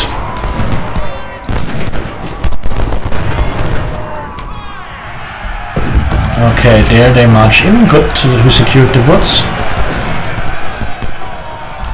And there we finally have some more troops here to secure this flag point.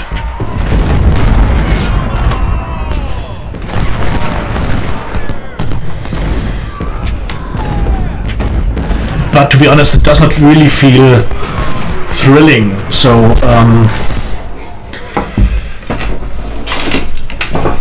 it's not the onslaught that happened historically. But this is due to the game mechanic, of course, that scales the enemy.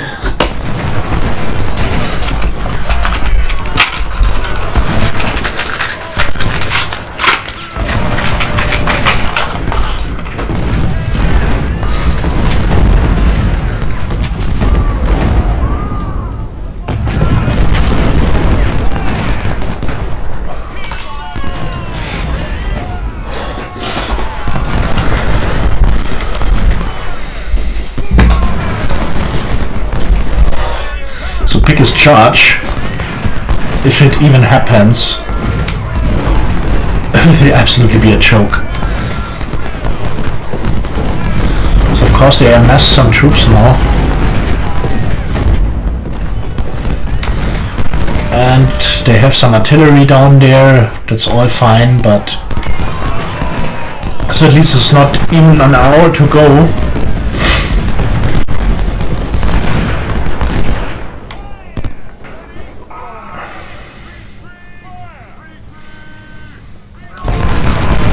So you never see the proper charge.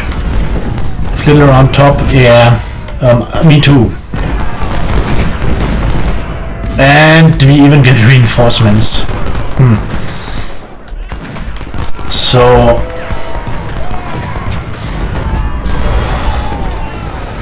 who is this? It's 3rd Brigade, 3rd Division. So even more troops to defend there. I do not need them. For what could I need them? So let's fill this gap. Let's fill this gap. Let's place, what cannon do we have there? Napoleons. Let's place them here nice in the open. Let's give the men some ammunition. So it normally would be, let's see if we can have a look what's hanging around there. That's what these viewpoints are for.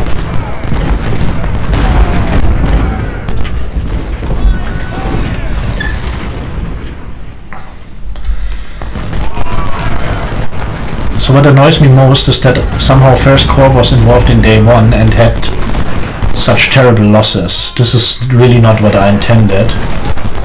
So let's sneak around with those skirmishers to check those viewpoints, to make sure we don't get any bad surprises. So it's pointless, really. 20 minutes to go. Let's see if there is another stage on day 2. Probably. But it's already late in the evening, so the fighting did not start early on day 2. I think it was around 2 or 3 or even 4 p.m. That day. So it was around. It was, I think, around midday when they made their preparations to charging there, and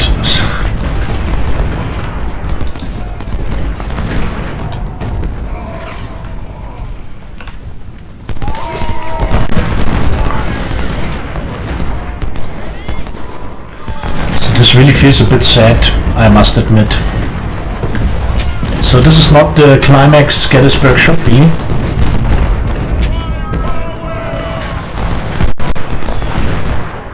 So it seems the game scaling mechanic comes to a limit there.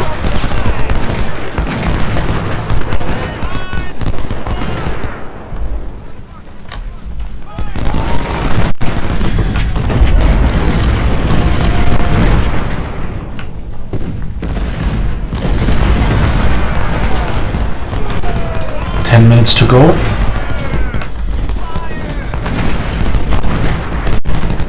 Okay, Wilcox struggling a bit there. Let's support him with Pew and bring up the skirmisher in the rear.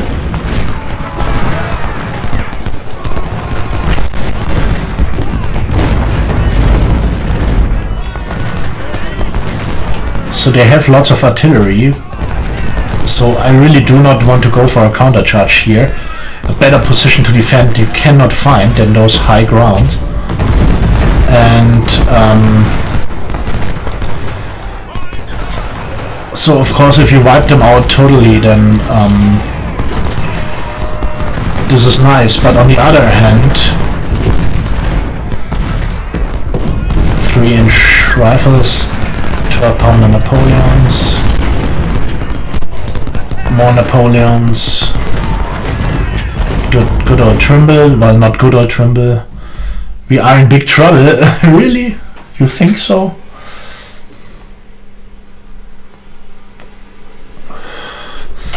More Confederates attack from the woods. It appears to be Anderson's division.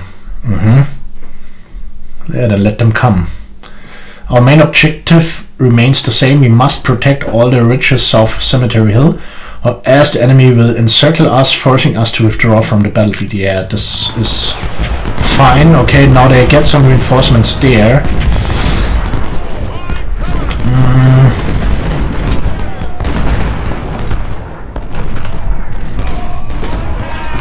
Who's coming there? Some skirmishers. So we are a bit too strong here. So where is 1st Division spread out? Here. So what we will do now, we will shift those 1st Division units a bit to the north to match Anderson's advance and use them to secure the ridge. And of course here Wilcox is decimated.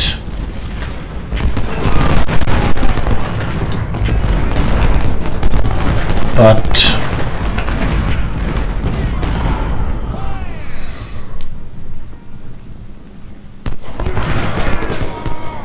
a few thousand at Cold Harbor.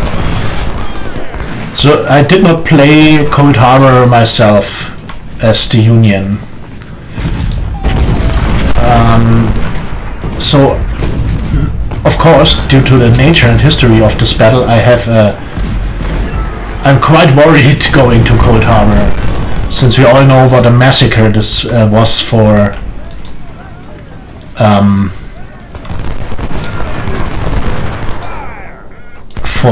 the Union.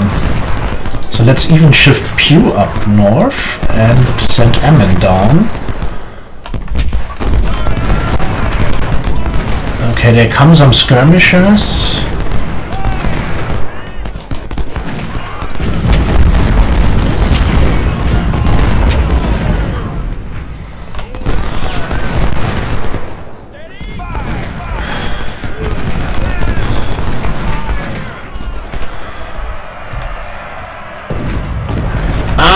Kapitän.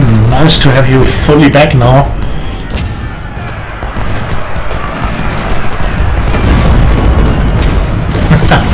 So, I don't know if you were able to watch it a bit, but I hope you're proud of me that I followed your advice and eliminated the enemy wherever I could. So I did so in the minor battle, and I also did so on first day. Who's coming there, by the way? A lonely brigade of 4th Division, so then let's shift 4th Division up north.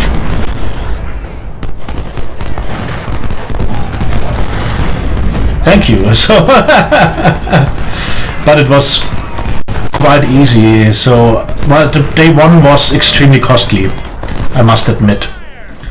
But so this will be a nightmare replenishing those units.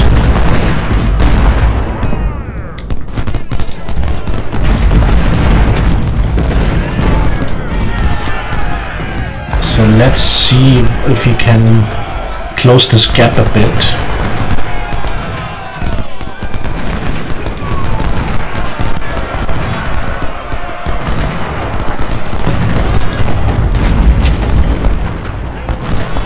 So they amassed some forces here, but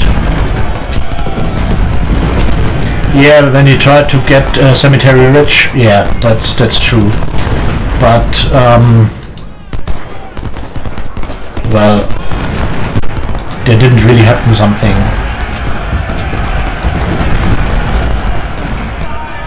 So Crashaw here getting mauled from several sides now. Let's put Wilcox behind to the flag point since he's highly decimated now. Let's put Bass forward. Okay, they close in there now.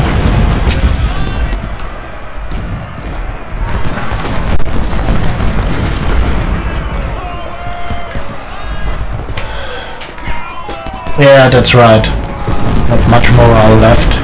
I would feel the same, really. So if I close in with 2 Confederate army corps on... there are skirmishers, okay. If I close in with 2 army corps on Gettysburg and I get wiped out with both of them, must feel bad, I think. So let's better shift Lapine on this side.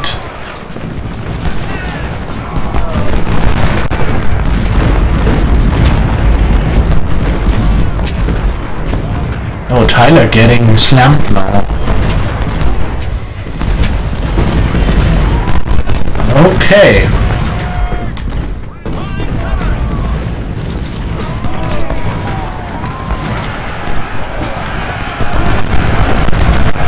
Can they bring in some strong forces now? There's still only 1 unit of 4th Division there. So Barksdale doing an lonely attempt there against a stronger brigade on high ground, supported with artillery and the man on Little Round Top. So maybe it's time to move Lomax to the farmstead there. Poor Tyler.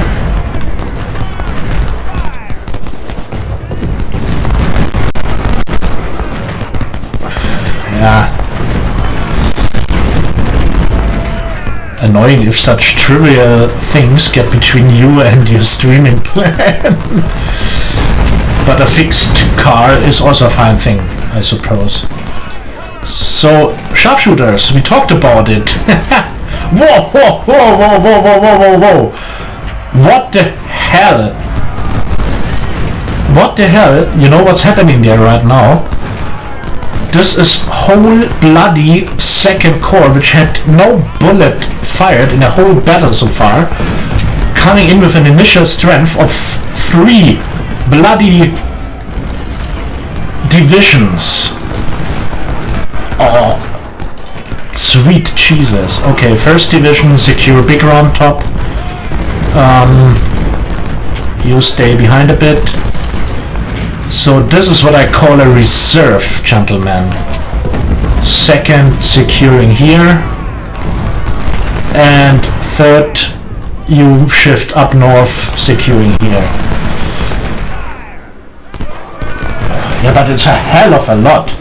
So if I look how the battle is going right now, and taking into consideration that those guys are completely fresh, all up to some 1800 per brigade, look how mauled the enemy is on the contrary.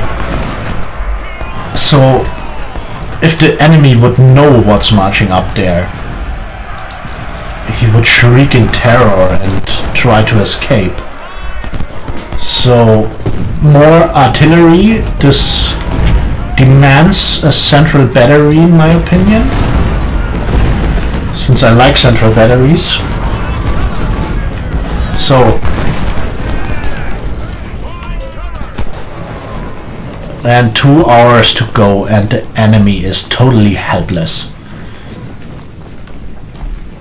So this is about to be another Kapitän Haag move now. Pushing them wherever we can. First, let's also shift the sharpshooters up north, since I want to have them in open terrain.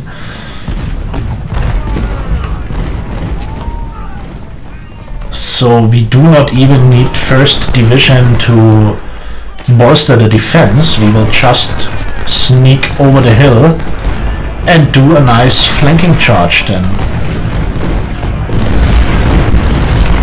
So let's support our frontline troops.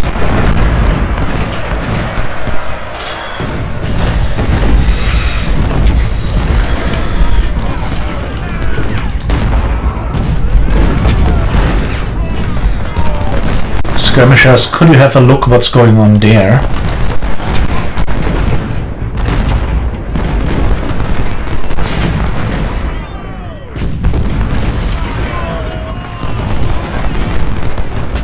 Yeah, of course. This is due to your extremely aggressive playstyle, but not judging this negatively. So aggressiveness is what often helps in a war, of course. And to be honest, also, which difficulty do you have? It's, I think you told me once you have the easy one, the kernel difficulty.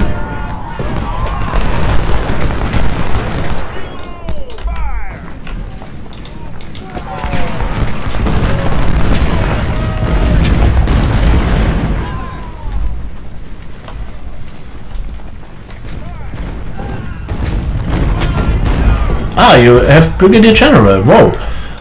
Then that's crazy. So then you really give him hell. That's for sure.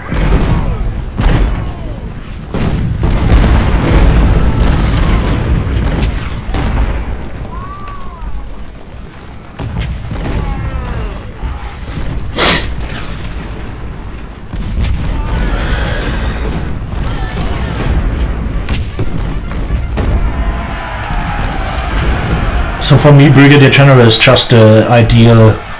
It's just the ideal difficulty. So I never played Major General difficulty, but for me this is the ideal mix of having some challenge and also having fun.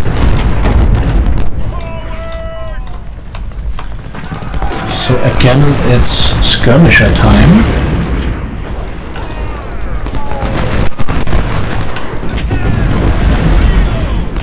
Okay, now we face their bloody artillery, of course.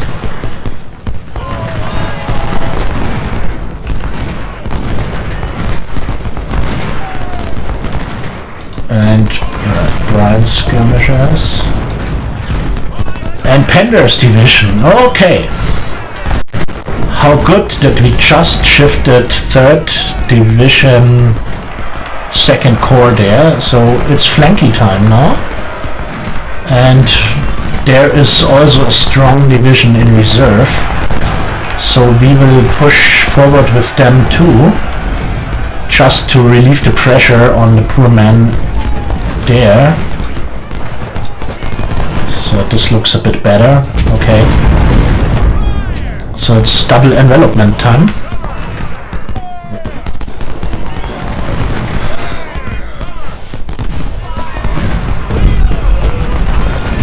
You don't want a challenge mostly. Well, so don't get me wrong. I'm not here to beat the game. Yeah, that's. So the thing is,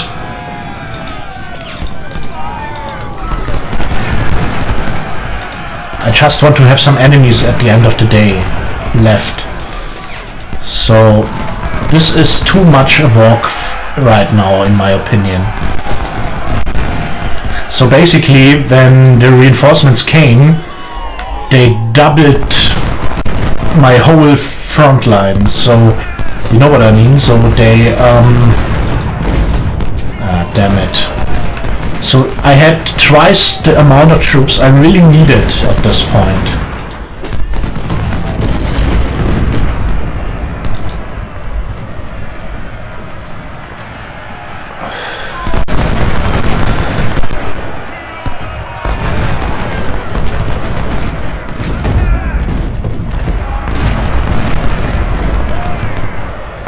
Okay, Cine, you play brigadier mostly, alright. So as I never played Major General, or I did not even think about trying Legendary. This is, yeah, not my way to go, really.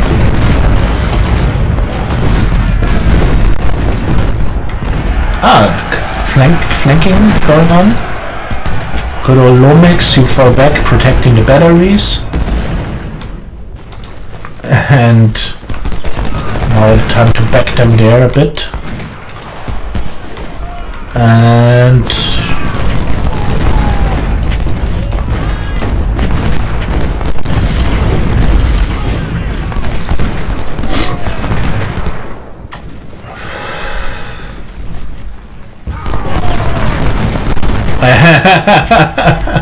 no, come on, just as you said before, it's everybody as he wants, really. This is the basic thing how it should work.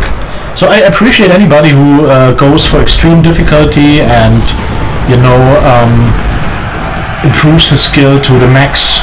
That's fine. So if people enjoy this, perfect for me. And it's also sometimes amazing watching them, especially if you have an idea about the game and then see such an absolutely pro rocking it. Awesome. Yeah, that's absolutely right. So, oh, there is a flanking force.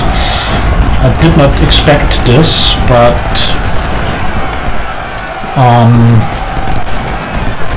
let's just shift.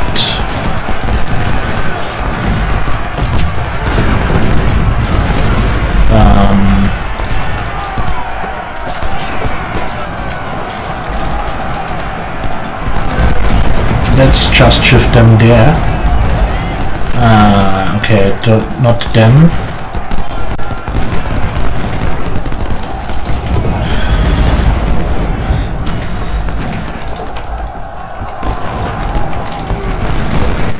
It's terribly dark already.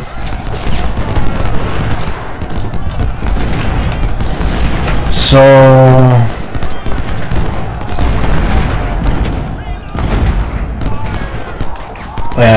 so I really look forward for Chickamauga in a certain way. So I think it will be an interesting battle, and I also like the battle, to be honest. So it's a tough one due to the rugged terrain, but it's not that I dislike it. You know what I mean? So this was the single unit of 4th Division. Still do not understand why there's only one unit coming up. So Chickamauga, the terrain is ugly, but it's an interesting terrain, and it makes fun playing it.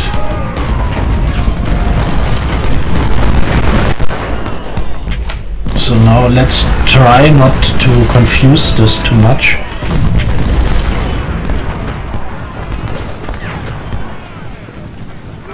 Yeah, absolutely.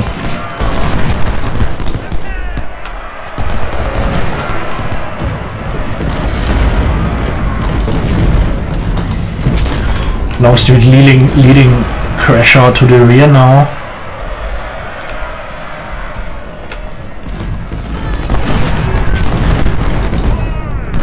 Okay, there we are a bit spread out.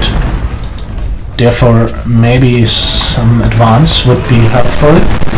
Especially there's still Burnside around.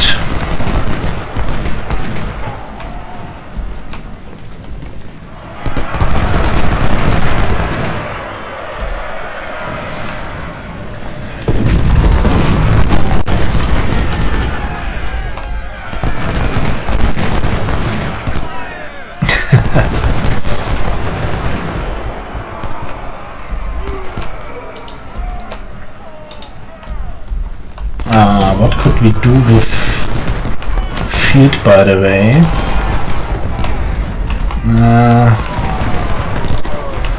So those fellas, 2nd Division, it's so crazy if you move forward whole divisions to chase off single shattered brigade. Oh, on the other hand, there they've pushed back Pilcher. Okay. So they still have some strength there, which is good. So let's shift them to the north too. And soon the 2nd Division, 2nd Corps will come into play. Also here my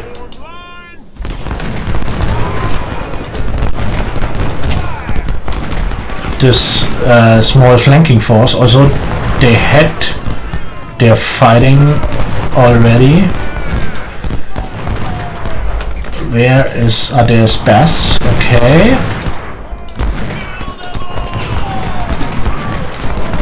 And let's send back Sheridan's men.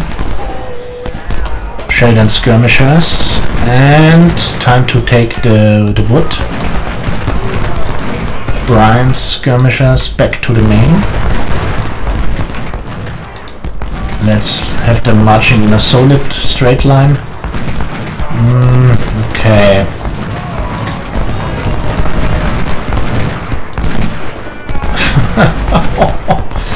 You really feel sorry for them. At least I feel it. So this is so over the top. Burnside wounded. Damn it. At least he's not killed. At least he's not killed. Oh, bloody canister fire. Take out this battery. Thank you. Brian up to the open. Support. And you should support Dilcher's flank. Dilcher, you get some of your men back. And there it's time to push into the woods, and this also means 3rd Division is advancing now. Yeah. And as you can see, all the troops that defended the position from the initial attack, except of this division, they fought on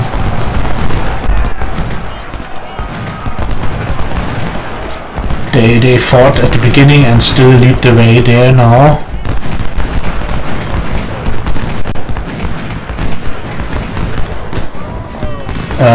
You're talking about Chickamauga right now with the cavalry and throwing the whole army in the center, or about Gettysburg? I think you talk.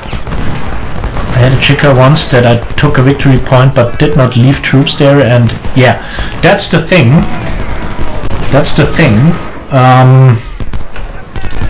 So on the one hand, it's nice that the AI is that intelligent, let's say, but on the other hand, it's a bit awkward that just because one single regiment with a few hundred, or brigade with a few hundred men marches to point X or Y or Z on the map, that you lose it. So come on. Okay, Culp's Hill under attack. That's interesting that they also focus on Culp's Hill in the game. So this is something a bit missing in the Gettysburg movie. So people who only put their knowledge from the movie think that Gettysburg was mostly about Beaufort, Pickett's Charge, and 20th Maine action. So of course they could not display the full battle, but so in the extended edition of Battlefield of Gettysburg, there is a talk between Lee and Ewell and his division commanders, and that's quite interesting. They talk about Culp's Hill. I don't know if you've seen the extended edition. So as we all know, so by the way, Culp's Hill is, I think it should be, is this one? I think it is this one. It should be, yeah. Should be this one. And the thing was that Ewell, the Confederate commander that came in from the north with his 2nd Corps, I think, he had Lee said he should take the Culp's Hill if possible. And Ewell was new to the division, to the Corps command, so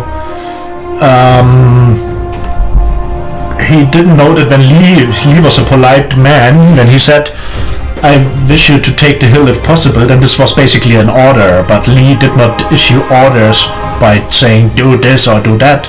He asked the people politely. So then he for himself thought it's not possible and did not take the hill. And this was a crucial mistake on the battle. And there is the scene in the movie when they talked about it and Lee asked why they did not take it, and then there was some arguing, and this is also, I love the scene because at the end, so nevertheless the 2nd Corps achieved, I think it was 2nd Corps, so Ewell's Corps achieved a victory over the northern troops, so they retreated and stuff like this, so everything fine, but they retreated to Gettysburg. So, and then Lee in this movie says, okay, he doesn't say okay, but he said to Ewell, so nevertheless, General, you achieved a victory. It might have been a larger victory, might have been a more decisive victory, but nevertheless it was a victory. So of course everybody knew that he fucked up, but Lee had the courage to tell him, come on, it's fine, yeah. So, early divisions is fortified on Banner Hill and seeks for an opportunity to attack. Yeah, sure. Johnson's division is fresh and did not fight yesterday. It is moving to attack Culp's Hill from this direction. We have too few troops at the moment to defend the hill. All our forces are engaged on Cemetery Hill on the left flank, so by the way, they have some 20,000 men left. Brigades of our 3rd Corps of reinforcements have been dispatched to help us out. They will arrive shortly from this direction, okay? Generally, we should also worry about them making an opportunistic assault on Cemetery Hill. If we lose either of those hills, we lose the battle. Good luck. Yeah. So, yeah, did he just say we don't have the troops? Come on. This is just nonsense. So, first of all, how are we spread out? You know, my fetish of clumping up troops together. So this is my poor 1st division. No other division was so heavily beaten up. They do quite well, nevertheless. There's Mott, okay. So 2nd division somewhere there. Lane, so 3rd division. So at least in this battle they are arranged somewhat properly. This looks good. They have ammunition issues, by the way. They have half supply there. So let's, for the moment, disband small arm replenishment. 4th division. Oh, 4th division is, let's say, totally in reserve right now. Crazy. So good. And there is coming up. And this is what I call a spot for the sharpshooters, really. And there comes Burnside. Burnside is wounded already. Yep, he was wounded in the previous. Oh no, damn. Sharpshooters retreat.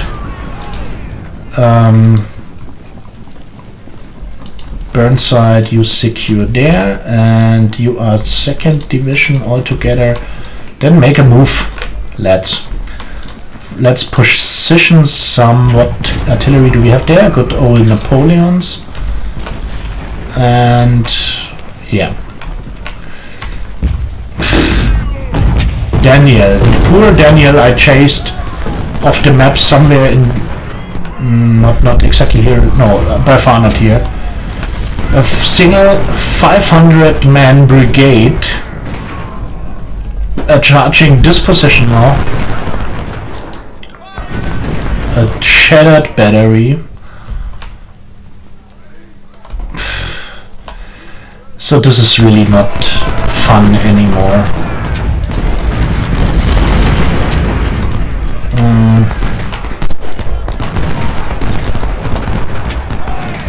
So let's move them up, and the poor skirmishers, let's sneak them in the woods. Maybe we can deal with the artillery there, and rest of 1st division coming in.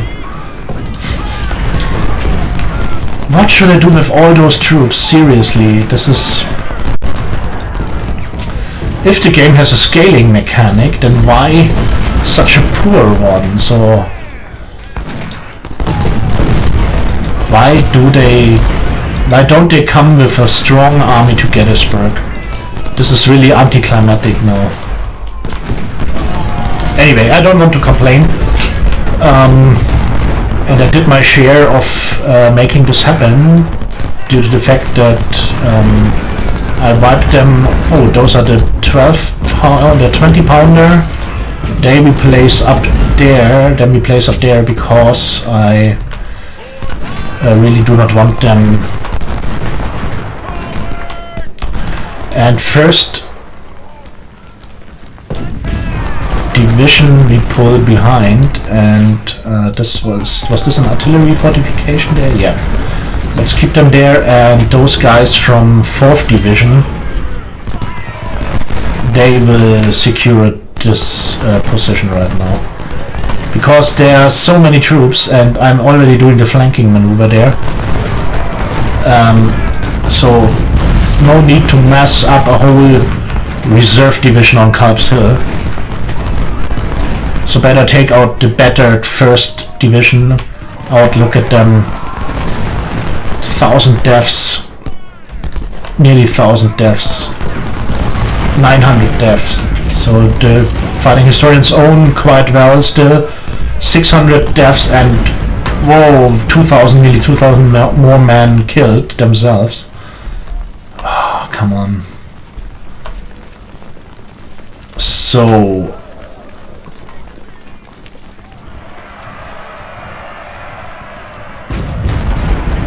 yeah, seems so. Seems so. By the way, there we have a gap now. So then let's do some organization work. You guys are 2nd Corps, so then we shift them to the gap.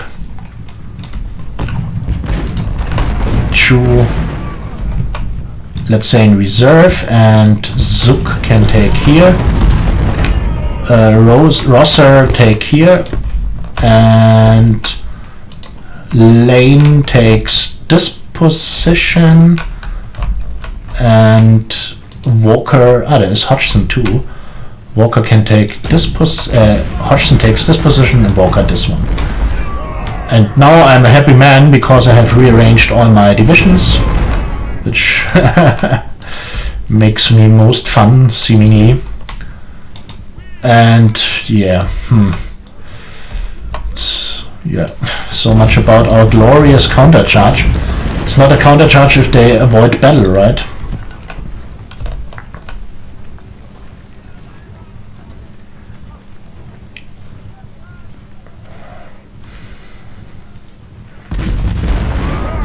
Yeah, there's a certain logic in it, of course, but I think you get my point. So this just did not feel like the terrific Battle of Gettysburg we know from our history books and the movie and stuff like this.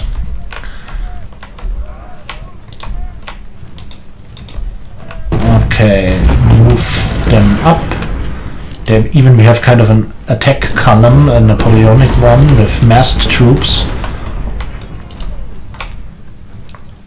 Let's bring the artillery a bit more forward.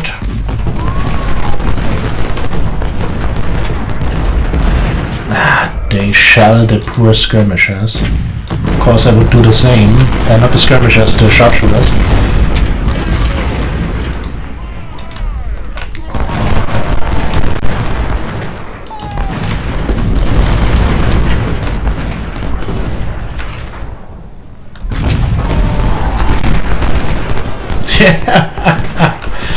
I said you already, you're a bad boy.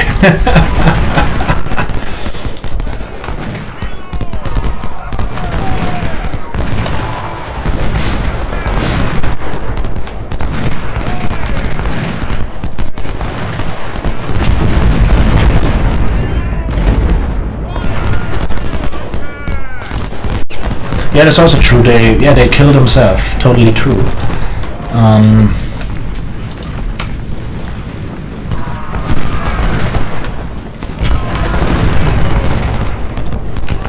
So let's fan out this division a bit. No need for a massive assault column.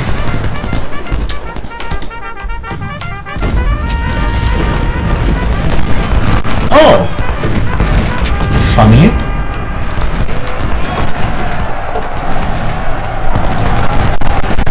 But also not enough. By far not enough.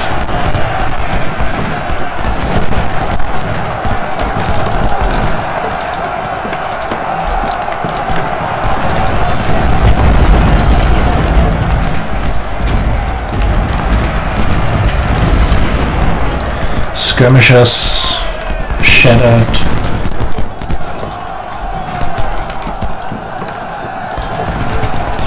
So let's keep a watchful eye on this cavalry.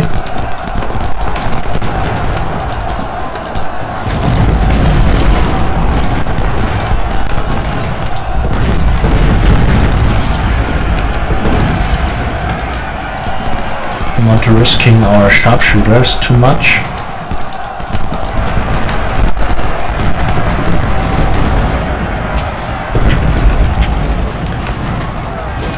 What is bloodthirsty as well?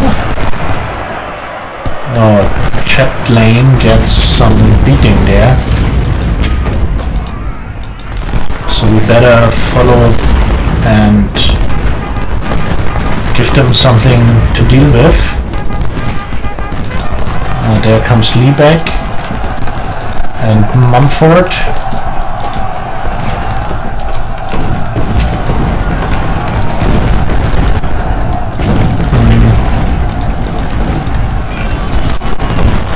So soon we fought our way through the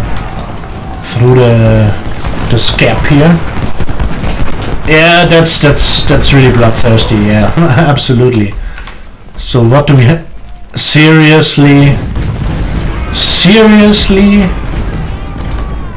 Oh, come on. This makes me sad.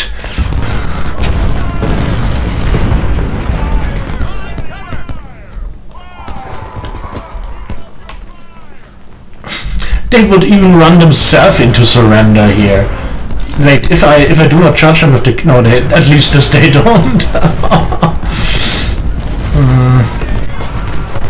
Maybe we could take out Duane's cavalry battery there too. Okay, some supplies. I do not think... Ah, they even have left a bit. So let's bring them up there. And yeah. How long will this go? Not even an hour. Okay.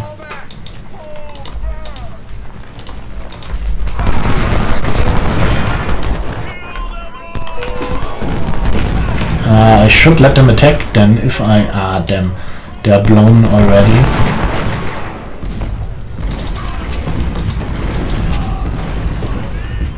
This is not really good. Oh, but they did not get that many damage, so although this was canister fire. Now they can charge again. Go for it, boys. Bring me those cannon.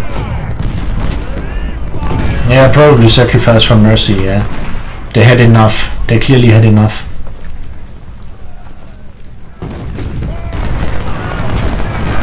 Okay, now not dealing with this battery.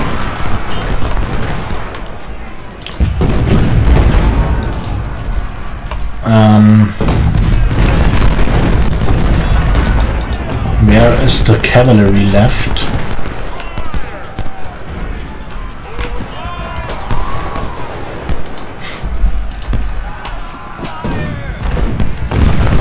More supplies.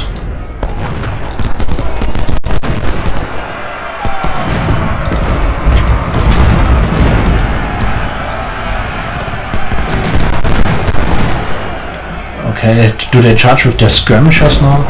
Oh, there comes another brigade.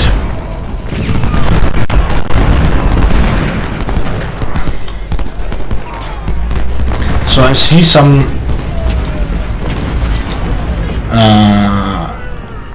this is a brigade? A brigade with 300 somewhat men. So let's bring the cavalry behind, so I do not want to lose them in a stupid... whatever, we run into something and die all together. Okay. They give... Ah, there's Lee. Good to know. I was just searching for him. So Maxwell and your skirmishers, you secure this edge of the map.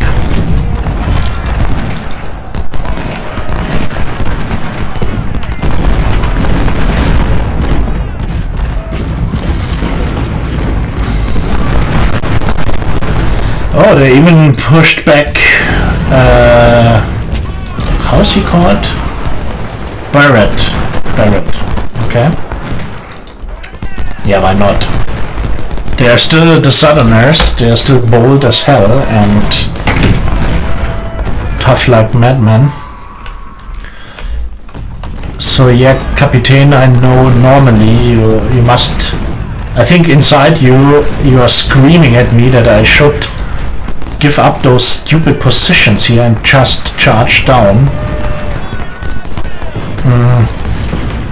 Yeah, but I do not...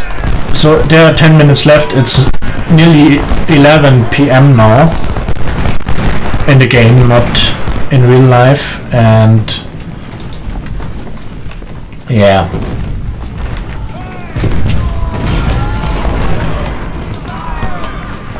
I went for a small scale counter charge on the flank. That's nice for me. And let's give the sharpshooters some targets.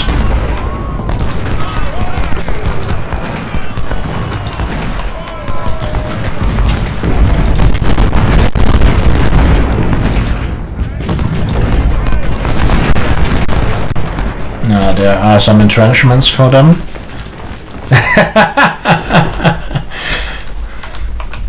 As do I when I visit you. So yeah, it's it's okay. We proceed to the next day, and we'll have another such nightmare.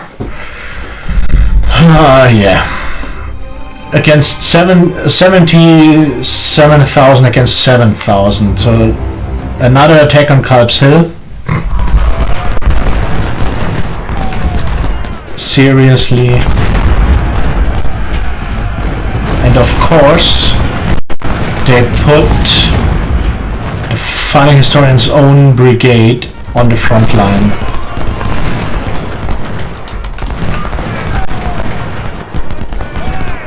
Three hours to hold.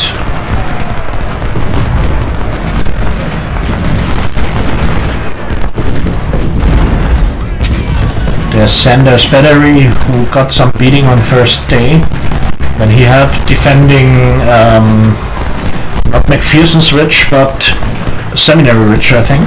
Yeah, should be Seminary Ridge. Nevertheless, 800 kills versus 100 losses. Quite good. And who are those guys? This is... So what do we have to hold? Just Culp's Hill.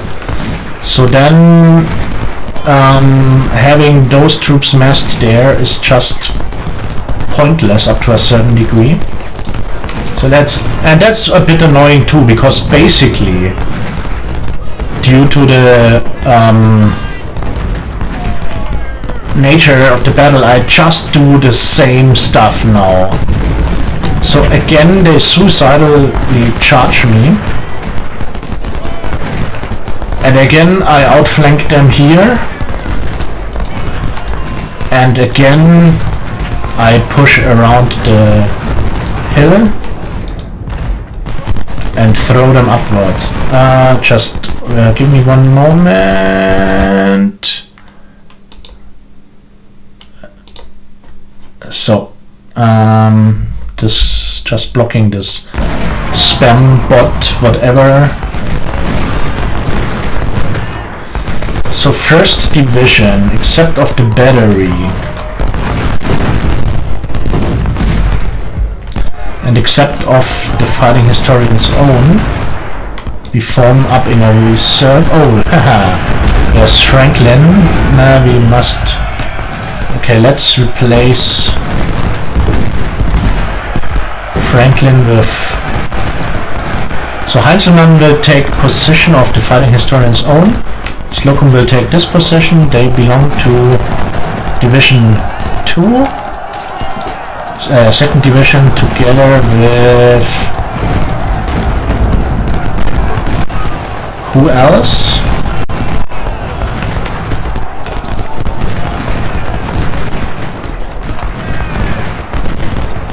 Nope. Nope.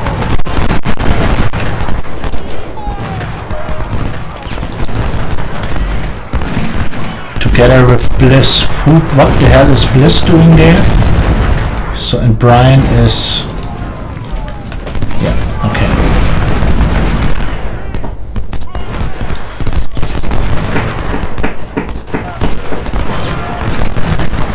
There will come on nothing. This is what I tell you. Pickett's charge will be delayed due to nobody available. So of course there should be some fresh units, as it was historically. So that's fine and stuff, but... Okay, let's pull out the Fighting Historian's own. Replace them with Heinzelmann. He's much stronger, and I really want to preserve poor Fighting Historian's brigade as much as possible, as the whole... Yeah, that's it.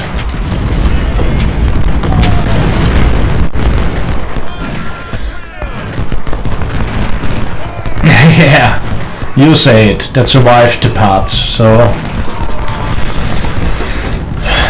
And again, it's more than 2 hours to go.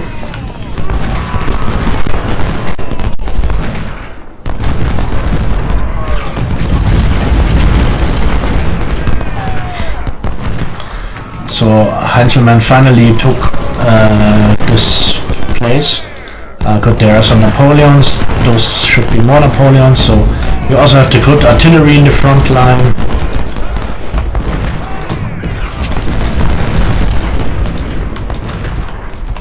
And there are more reserves coming up.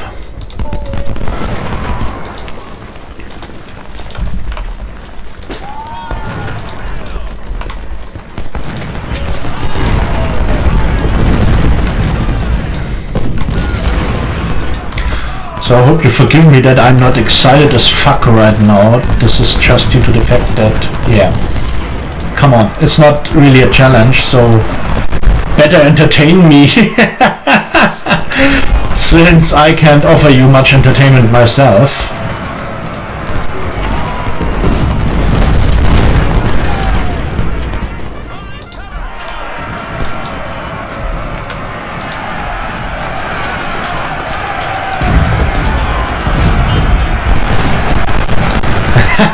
Kapitän Haag's charge. This sounds really great, sir. And I totally understand your point here. So the nice thing is now we are trapped them nicely in the open, far away from the farmstead. Kelly coming in. Time for flanking fire. It's a nightmare, really. It's a nightmare.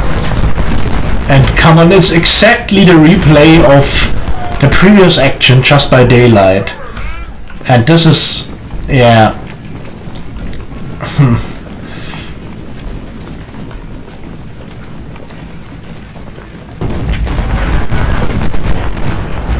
So Sinead said you're the defensive player, okay. I totally get this point.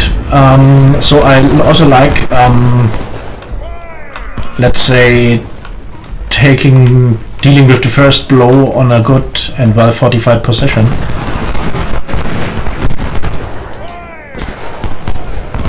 But if there is an opportunity for a widespread flank maneuver or encircling or pincer movement or whatever,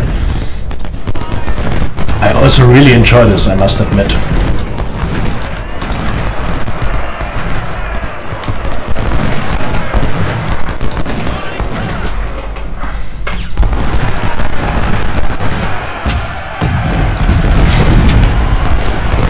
Now we start shelling skirmishers with canister fire. Yeah, this is a wise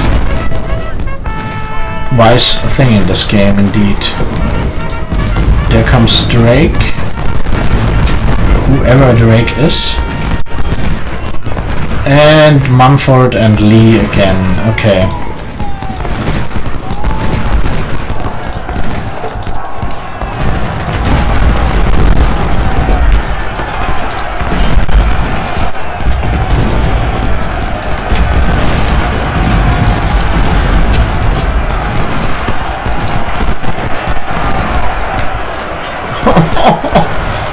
One volley and they are wiped.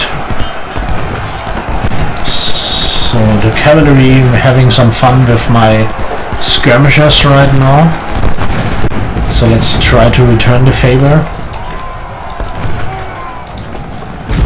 Sharpshooters doing sharply things now.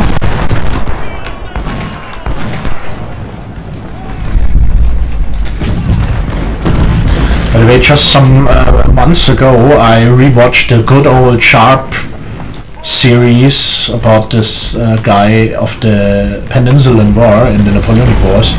I bet you know it. Awesome series. I so much like it, really.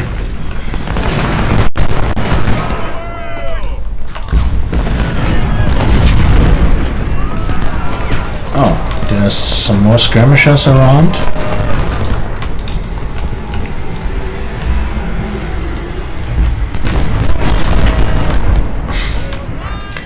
Cavalry shattered. So what do we have there then? This is 2nd Division with 3 units. Let's bring them to the open. And you guys are 1st Division all together. Let's place him there, and let's place Dilger there. Yeah.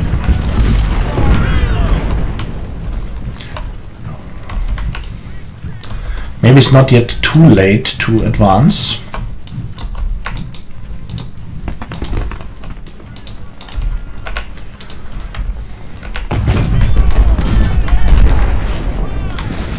So they are okay. Slocum is also somewhat decimated, but come on, who should care about this? Let's dispatch some skirmishers to cover their advance. Yeah, that's it. So, and even this so-called stronghold up there, come on, what should they do with this? It's just pointless. I bet they were not wiped a second ago. Okay, in comes their canister fire.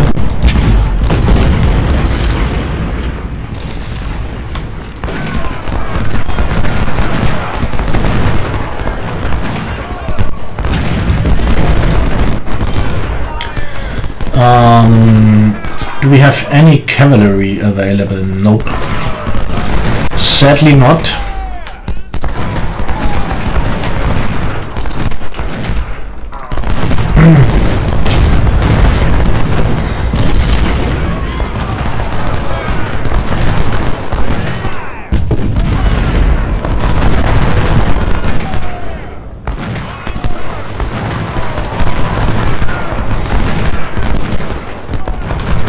So again, another unit shattered, Avery on the run. Yeah, that's what I thought, but so you have to replay the same crappy battle twice, more or less, but with different troops. It is also a bit random that I think. So that's what annoys me a lot at Fredericksburg, indeed. That the battlefield is cut in pieces several times, and you know, then it depends where you positioned the troops of your initial attack. From this depends whom you can use in the final charge against the central position. So if you do widespread flanking maneuvers and kind of try to mass all your forces on this position on the extreme right of the Confederate wing, then you lose them for the next stage of the battle. And yeah, nevertheless, it's not a big deal. So. Makes the game not worse, by no means.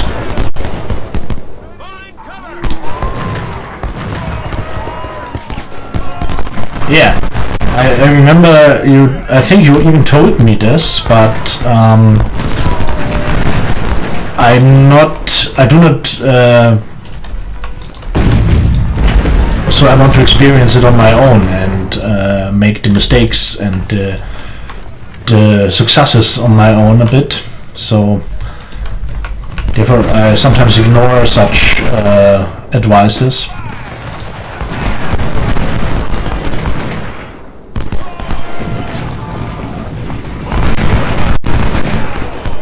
Come on, you cannot really call this a battle anymore. This is...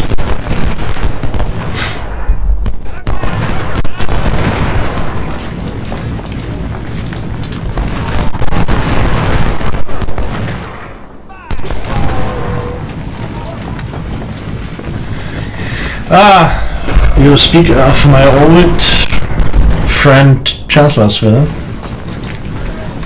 Yeah, this is where you told me I should stop complaining because I cannot change it.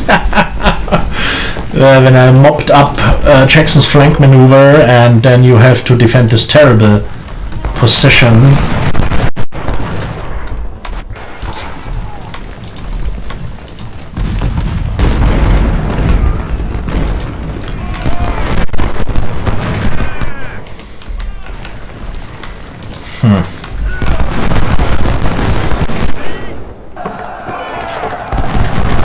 Okay.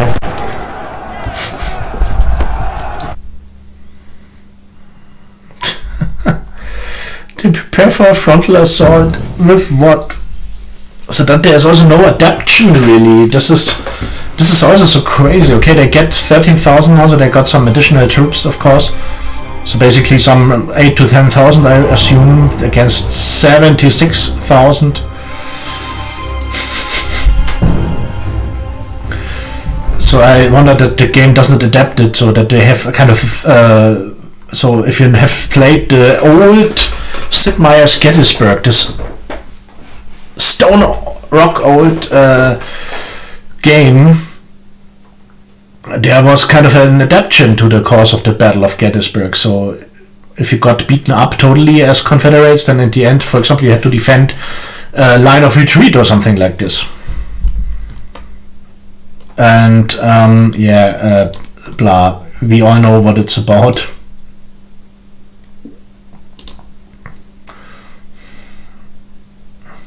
It's really cool. It's really cool. It was mind-blowing back then. So quite similar to this one too, I must say.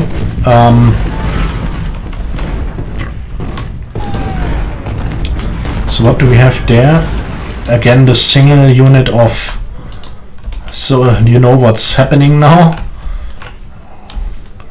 Fighting historian shifting together brigades, divisions, but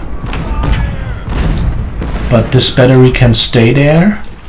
4th division only represented by 1 brigade taking the hill. So who's there? You are 1st division.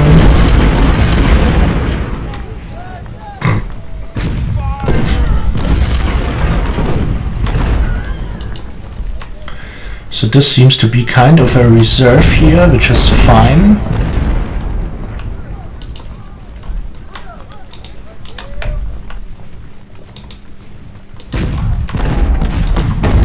So my biggest challenge again will be to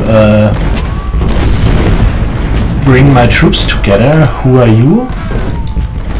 2nd division. It's a bit crazy. And you are 1st division. So then I want Franklin in this forward position there. And Chu there. So then there we have 2nd division assembled. You are the reserve guys. You are other reserve guys. Also fine? Good.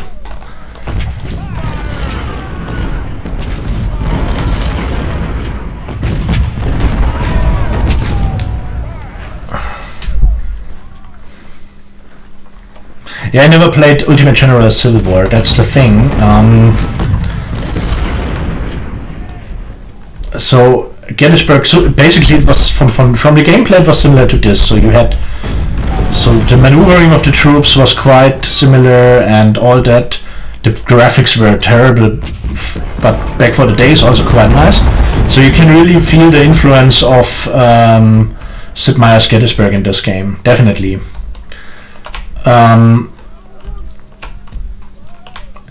But the thing is, since it was just focused on one battle, it was, as I said, kind of, they had alternative storylines, so they, you know what I mean, they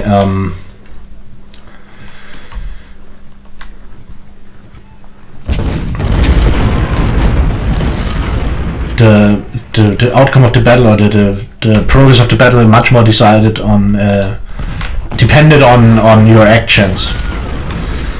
So seriously, mates, I find it so annoying waiting here.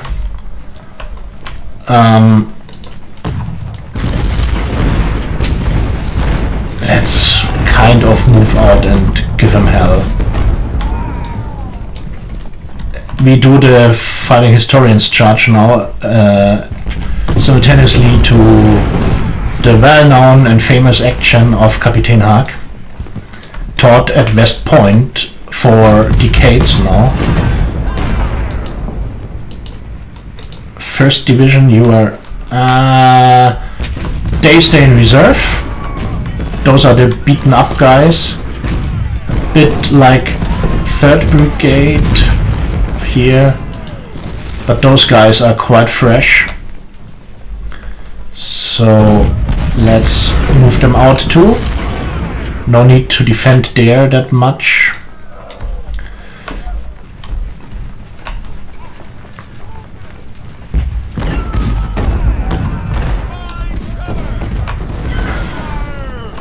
Yeah, in this case it's really no patience, and the reason for this is just that I had to fight the Scalps Hill action, which was, to be honest, really twice the same and was not interesting at all, and therefore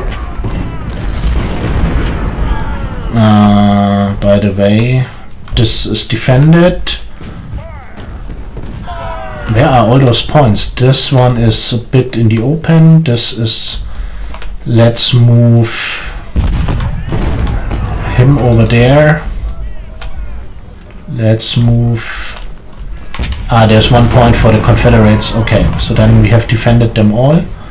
Let's use Iron Brigade there to secure this position too.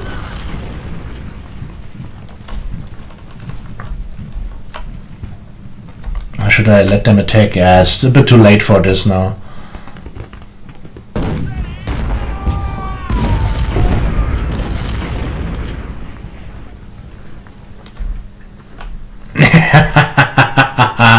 You are a bit mean now.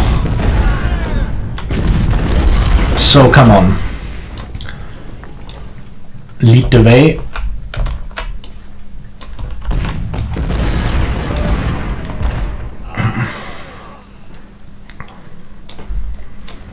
So that's better.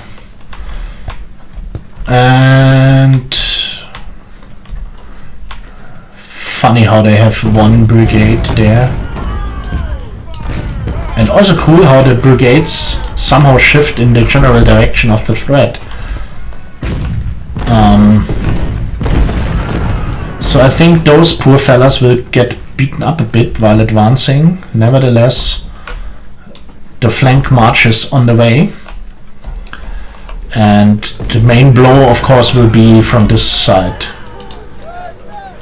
So there we go for the wood. There we follow, there we go for the artillery, same here, and come on. I think they have a target already, let's envelope them. 9 versus 3 brigades.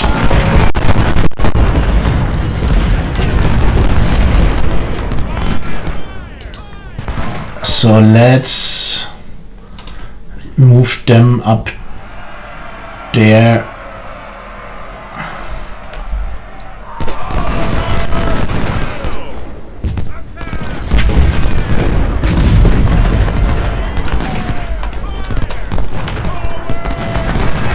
Okay, they mass themselves in a line of defense there. So, okay. By the way, who's... Slocum is part of them. So let's use him to secure there a bit. So they will beat me back there, that's pretty sure. For a moment. Nevertheless, we have them quite on the run here, so...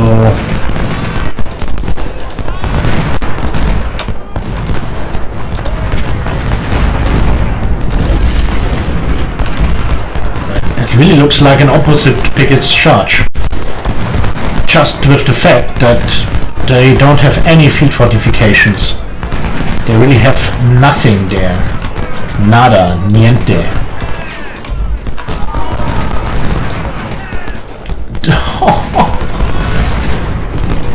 How fast can you shatter such units? Okay, some routing going on. This is what I expected. Of course, yeah, but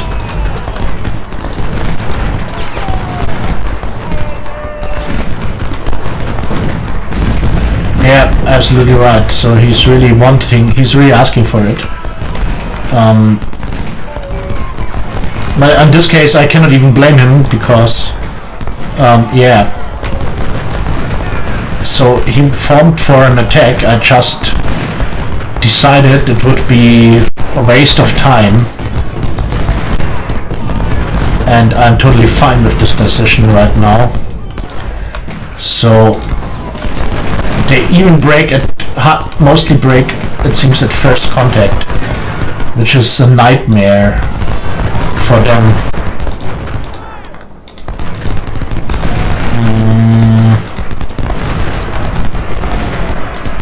And I'm already at the point where I get problems lining up my troops, so okay, there is some setback here.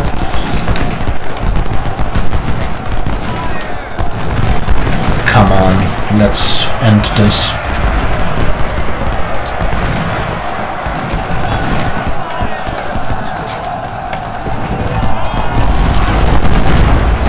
Okay.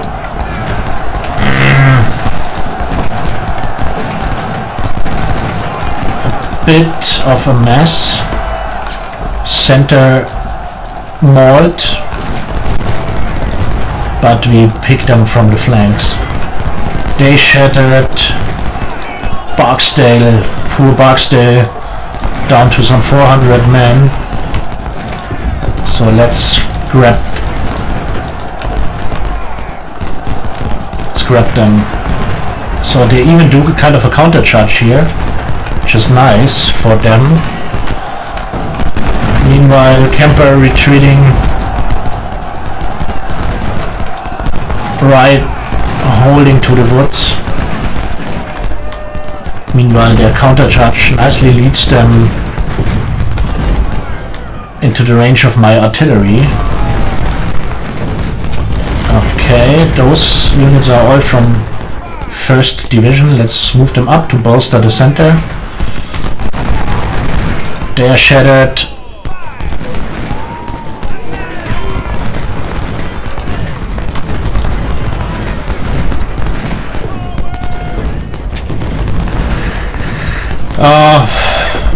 He definitely did not like retreating, at least not without giving a proper battle. That's definitely right. So Antietam is a perfect example for this. So, but to be honest, you do not make an invasion if you are not determined to fight, right? So let's take Wilcox out of the heat of battle.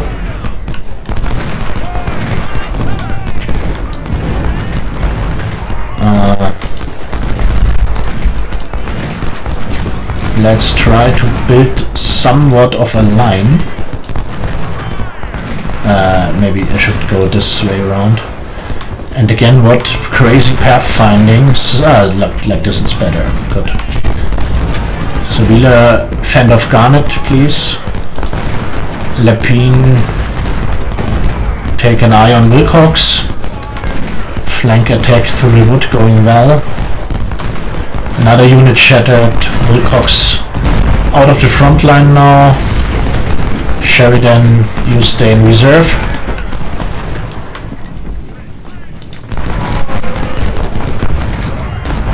Posey getting slammed from both sides now.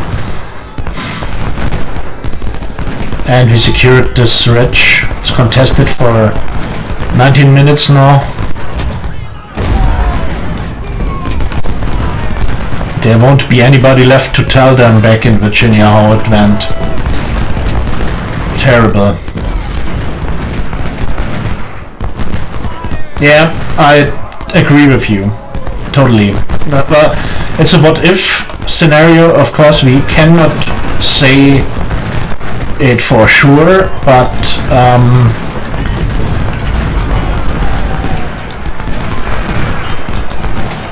I think marching towards Washington, and there is some action going on. So marching to Washington and on the way choosing a battlefield of his choice would have been a great opportunity. The thing is, I think he could have done if he was not trapped in the first day's battle, and he only was so because we all know the intelligence of Stuart was missing, and after the first day's fighting, as you said, he didn't like retreating. So basically he accepted the battle already. He didn't do it willingly, but he started fighting this battle, and after one day retreating after such a glorious first day, so the first day was a big success for the Confederates. So what could he do? It would have been, I think that's just what, who said it, that Lee did not want a retreat?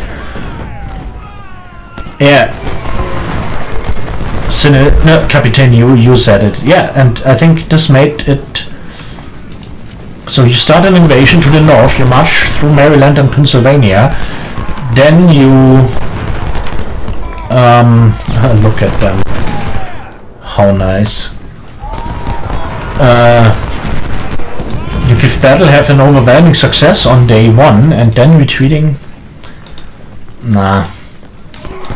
It would have been wise, but it's just from our point of view when we know how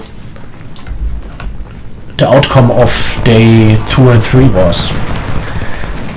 We could discuss about the... So I don't know if they could really surround them on day 2 as some of the generals proposed. I do not really see it, to be honest. I do not really see this.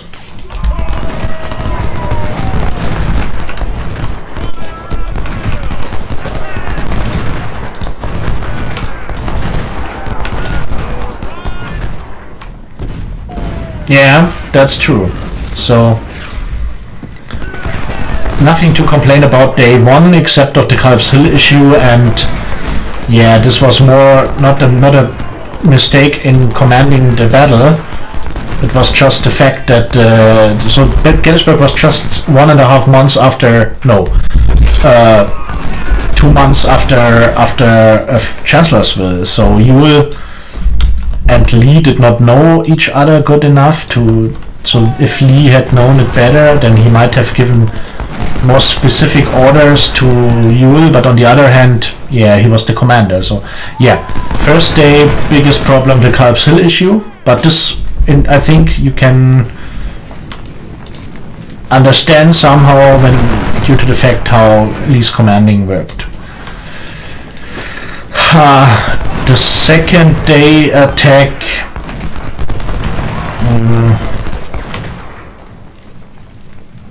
I don't know if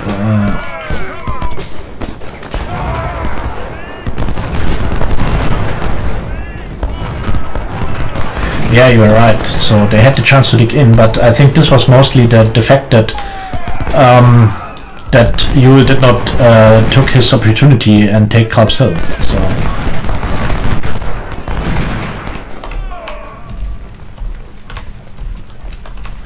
and we also cannot really understand how tough it was fighting such a battle. So they had several days of but long marches, of course. It was midsummer, it was July, so the days were long. So that means probably they marched a lot in daylight. It was terribly hot, so I have some friends from my reenactment group that they were at the Gettysburg reenactment actually, and I asked them, okay, how do you do this? So you need to fly to America, take your personal stuff and the clothes, and what about the camp equipment? And they said, so forget about the camp equipment. It's bloody July, it's bloody Tennessee. It's on one level on the globe like Madrid and Milano, so it's hot as fuck down there. you just need your gun blanket, and then you lay under the stars. And then having a full day of fighting, and first day's fighting started early in the morning. So this was not late in the afternoon like Picket's Charge or the action on second day. That was delayed a long time. It was from the morning to the evening, and yeah, I think this was maybe even too much for brave southern boys that were used to heat from Louisiana or Texas or Alabama or Georgia or whatever.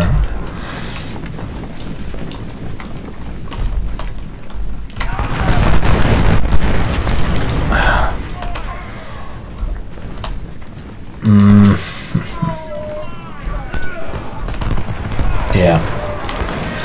What a thrilling battle right now.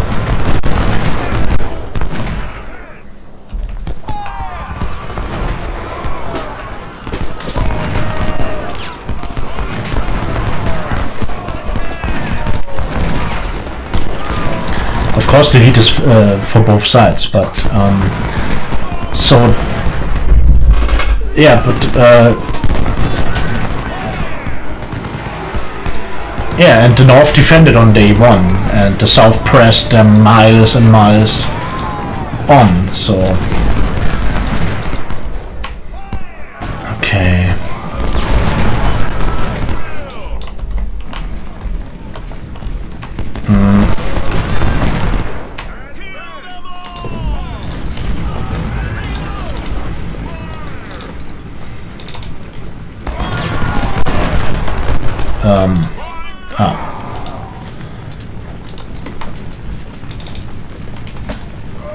this time I have some cavalry also.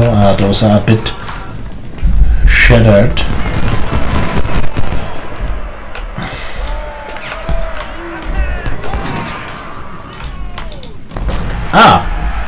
Good old Cemetery Ridge. Seminary Ridge. I think this must be Seminary Ridge, but I do not see the seminary. But it should be. This, of course, is Cemetery Ridge with the cemetery. McPherson's Ridge was this one over there.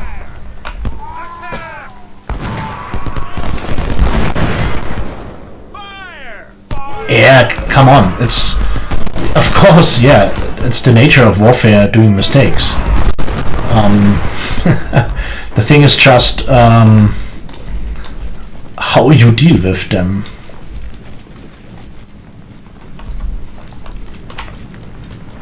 What you do to make good for them.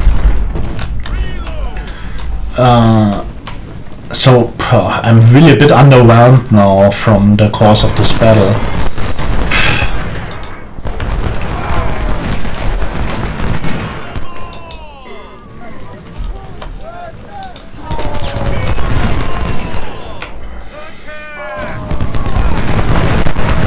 Next one.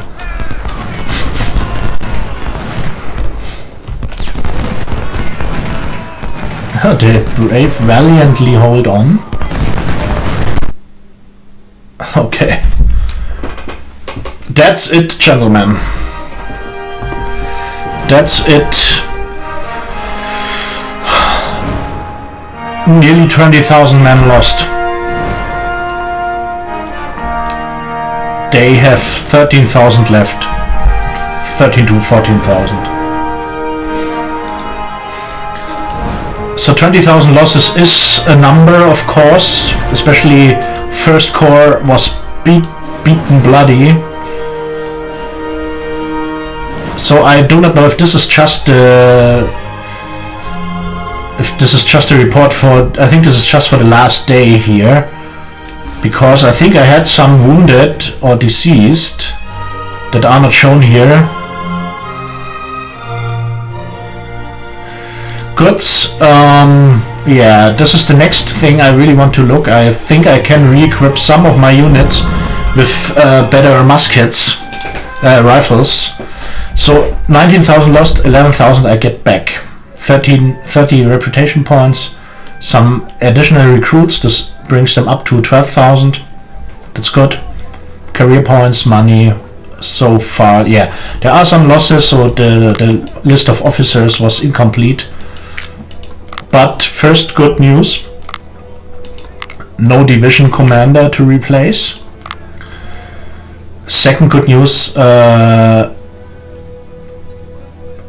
think not many deceased. I think mostly they are wounded.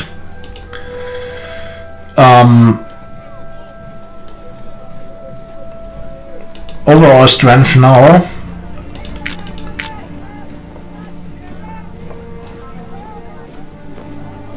So, second corps in quite good condition. They lost some 5,000 to 6,000, so they I think some 7,000. So of course, what I will do now, I will totally neglect third corps due to the fact that I will lead the attack or the fighting on. So I think you just told me before Chickamauga is with 2 corps only, and I think this is the Chickamauga campaign right now. Yeah, indeed.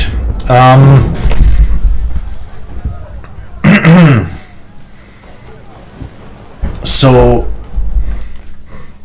I think we will not proceed to Chickamauga today. Yeah, okay, 2 corps, nice. So I'm pretty sure I will not play Chickamauga today.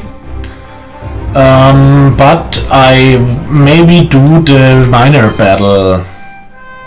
Yeah, that's the next thing. Let's have a look at this minor battle. Bayou Fourche. Ah, this is what I saw when you played, I think. Yeah, exactly, that's the name I remember. An assault with 15 brigades. Ah, this is where you moved up north, I remember. Okay, good. So, I wonder if I will do this now, but I will first of all now do the army reorganization, and I will only concentrate on corps.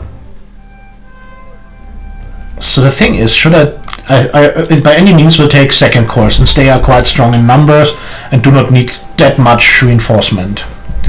I think about if I bring up first corps or if I build up third corps to take it with me. But there we have there we don't have many 2-star brigades. No, we will go with first corps, try to bring it up to strength again. Yeah, that's better. First and second corps, and first corps will get a massive reinforcement. So first of all, replacement. There's Ames back. This is nice. So I think after the big battles, all the wounded get back, right? Drayton, there he is. Yeah, perfect. Yes, sir. And here, Burnside should be back already. Yeah, it's after the big battles that they come back. And Dilger. So let's not mess around. He also was not. Oh, he was just a lieutenant colonel. Then in this case, let's replace him with Rains. Sir, yes, sir. So also, where do we have colonels left? There is just a colonel. Do we have there we have lots of major generals. They are only commanded by colonels, but come on, it's just a reserve. We do not really need them. So it's okay having a colonel every now and then in a brigade. They are even just lieutenant colonels. Anyway, career points. Reconnaissance, corps, division and unit number, and current army strength during battle. Therefore we will go now with 2 points. This is a bit helpful to estimate the enemy strength.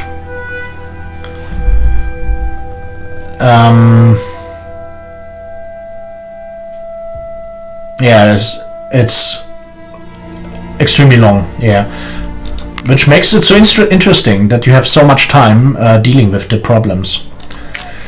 So first, of course, the upgrades. Firearms.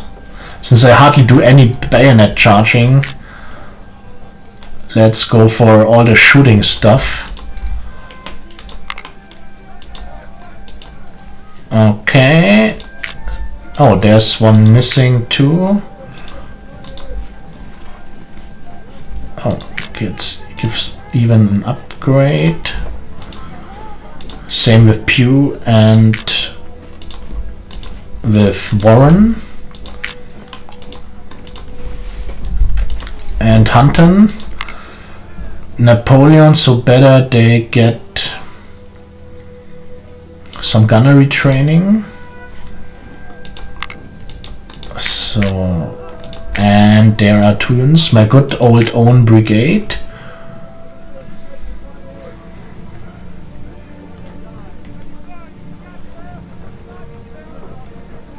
Less accurate, faster reloading. Yeah, this sounds good. And all right. So the basic work is done. Yeah, Chamberlain was colonel during Gettysburg, but he also was just a regimental commander. So it's perfectly fine having a colonel as a regimental commander. But here we are talking about brigades, and but as I said, every now and then having a colonel as, I think Colonel Vincent, his superior was colonel, I think, but I'm not that sure. So let's first of all, we will do Bayou Fourche with 2nd Corps, and the reason for this is that they are not that decimated and it's easier filling them up. So first of all, the skirmishers, then good old Burnside,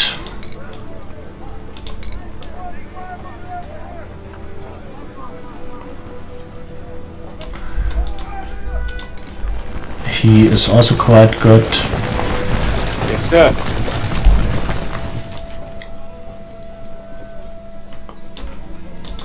(1806), famous year for the Napoleonic enthusiasts. Oops, same, was not planned. Good.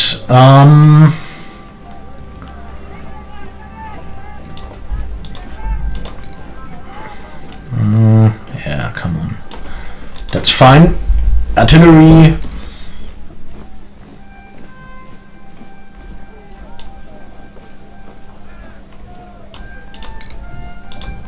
Bring them up to 300 men.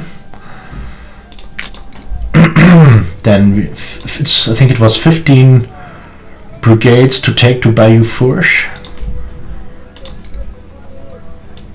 I wanted to care about the weaponry. I totally forget about this, but time to replace Springfields. There are those Mississippi ones, but they are also not that good.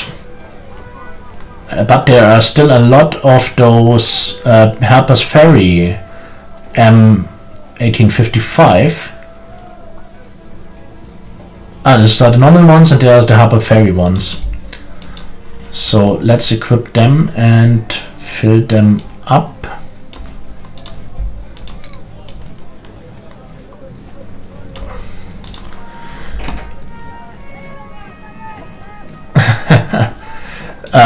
Because 1806, so this was the year when Napoleon fought the Prussians and smashed them devastating at the Battle of Jena and Auerstedt. So they already have all their Springfields, this is good. They have the Enfield, that's also fine. That's fine, that's fine. This cavalryman, let's give them some more troops, although this costs, but they are just too... come on, go for some 600. Give them some strength. Meade is doing fine, but he has also just Springfields, this is not good. More Harper Ferries for the people. Palmetto... yeah, Palmetto is okay for the moment, but let's replace... Where's the Palmetto? The Palmetto is also terribly cheap.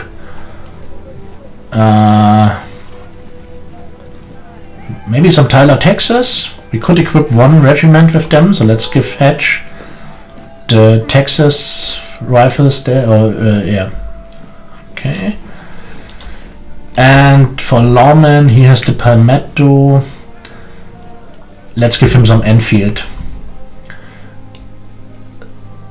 So those are the forces for Bayou Fourche now. And yeah. Yes, sir. So they are.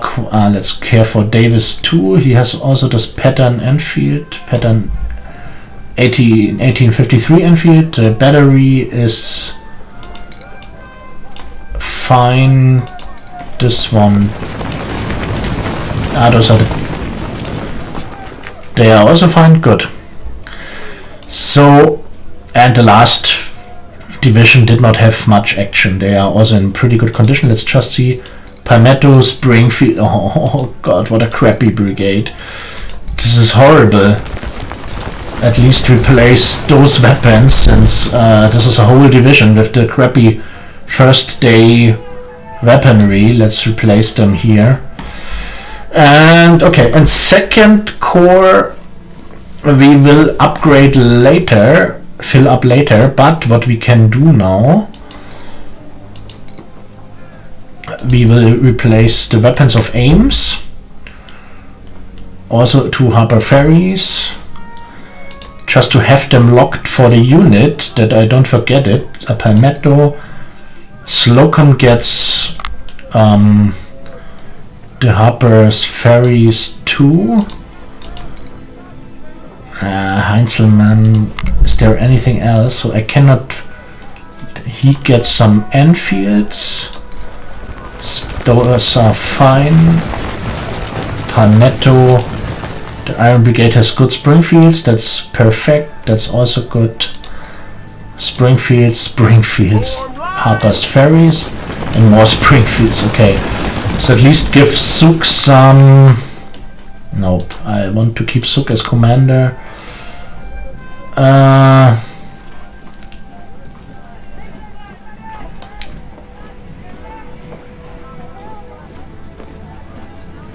Let's give them these MJ and G type.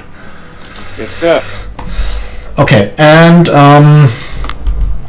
maybe it's also time to. So we have a ton of Springfields and all this crappy stuff. So let's do some selling. Feels good to have some money on the bank. Let's sell a portion of them. Let's keep them.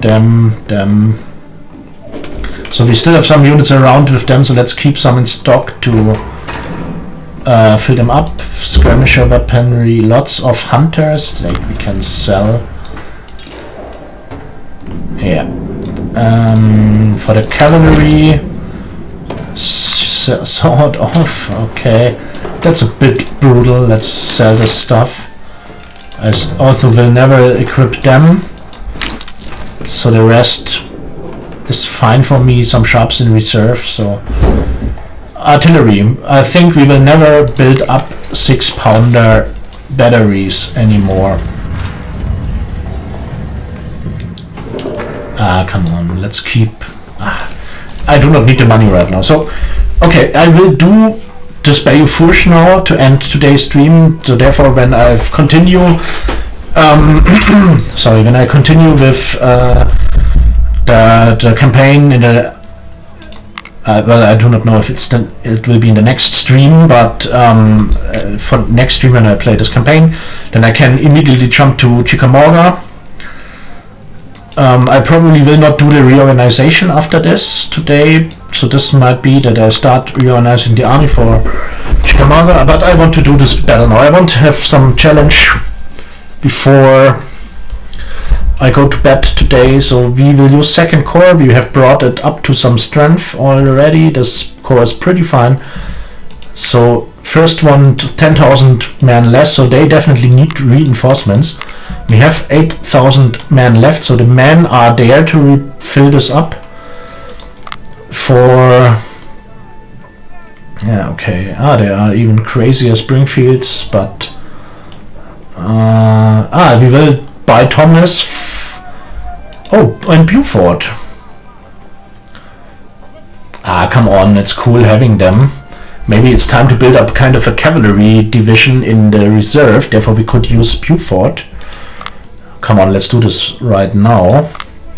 Just because it's funny. This will be kind of a cavalry division then. Let's equip one unit with sharps. No, and not with George Thomas, of course. With Dave Daniel.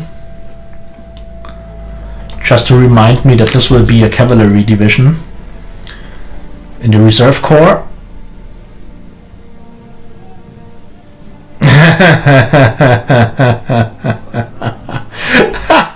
Alright, Captain.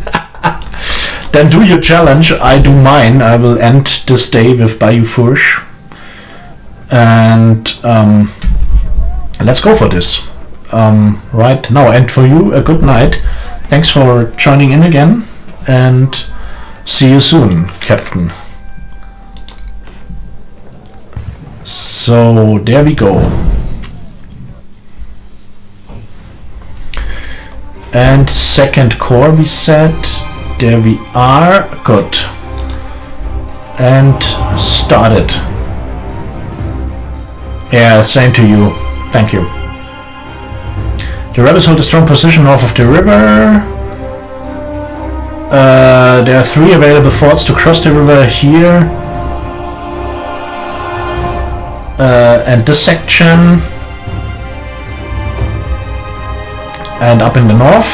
Yeah, for sure.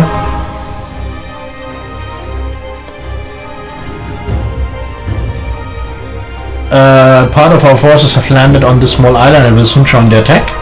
Nice. The main of our body of army will attack from this direction in order to dislodge the Confederates. You need to develop a cautious rather than a bold strategy. Aha.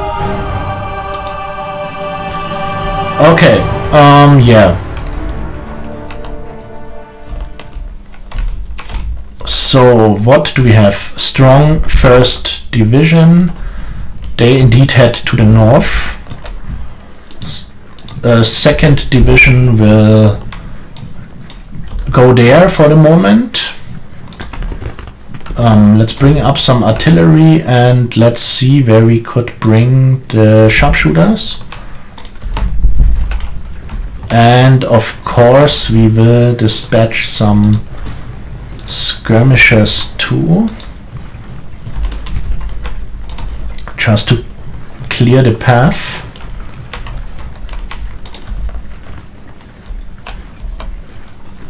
There is the ammunition field. Let's keep them behind a bit so I know my luck. And there is the 3rd Division.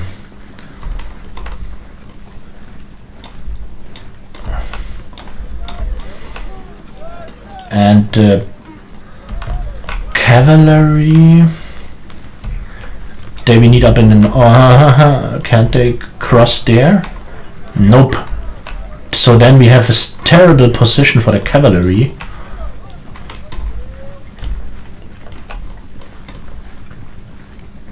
I think good that you talked to me. Lost less than 30% of your army. Okay, good to know. Thanks.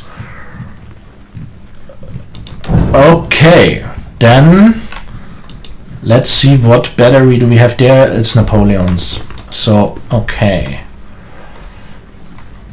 What we will do now, we will dislodge skirmishers from all 3 of those brigades and send them across the river into these woods. Where are we shooting? There. Okay. Strong skirmish sections do they have there? Yeah, and the battery we bring there. So, 2nd Division has 4 regular brigades. So we will add Iris and Kelly. Then we will add to the charge north. Come on. And with only 2 brigades we will secure here. So that's a bit against my attempt of keeping divisions together. But in this case it totally makes sense. It's just dispatch 2 brigades from this division to where I want to smash them hardest. Ah yeah, here are the skirmishers.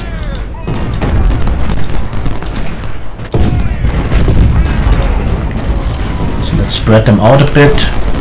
So there is a terrible point to attack. 3 batteries. Okay, this is a nightmare. Attacking there is a nightmare. So this more than anything else convinces me that I need to attack in the north.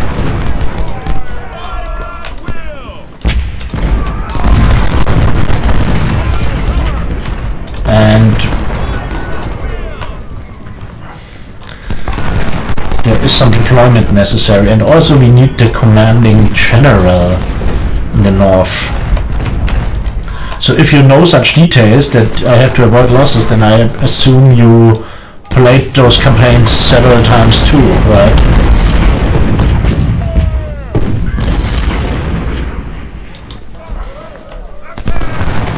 Let's even send them back. Come on, I really do not need that many skirmishers there.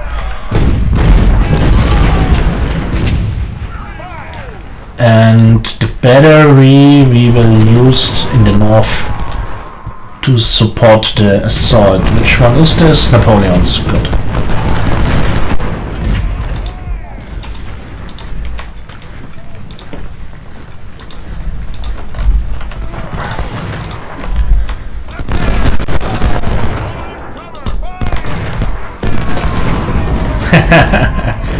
Was a bit obvious, yeah. But it's cool. It's cool getting experienced in games like this, and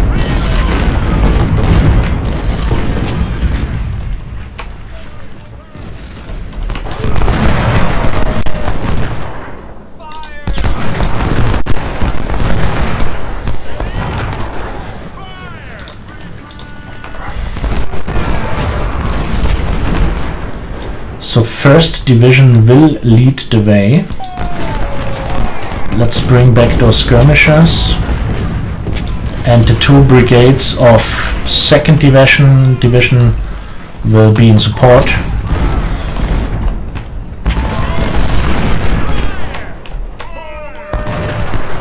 Yeah, that's I really appreciate. So I'm not that much a fan of backseat gaming.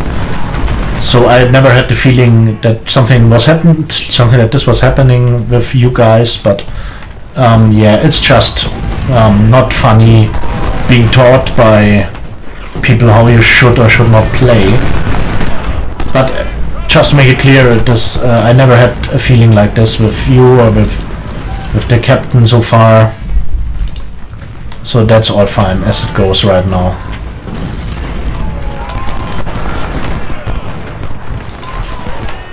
So maybe it's a bit of sniper time right now.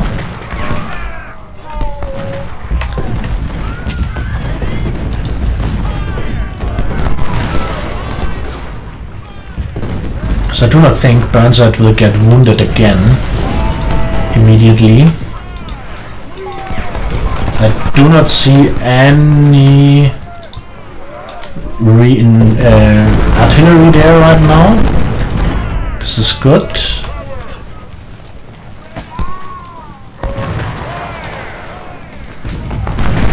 Can the skirmishers shoot? Yes, they can. Good.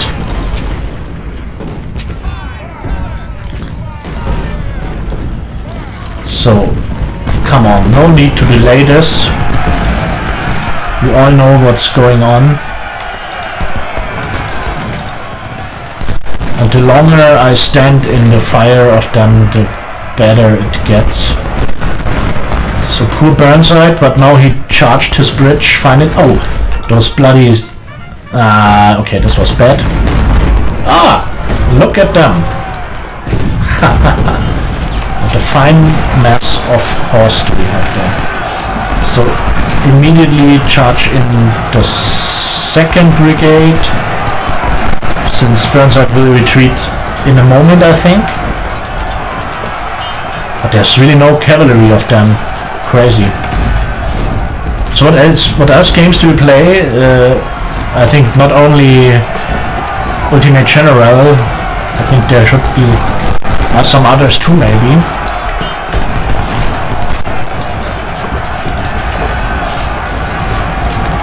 Okay, Burnside retreating. Brian exhausted.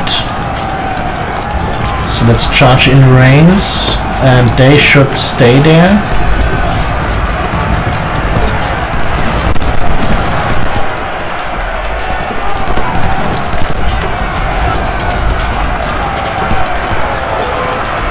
So I really hate frontal bayonet assaults, but what else can you do in such a situation?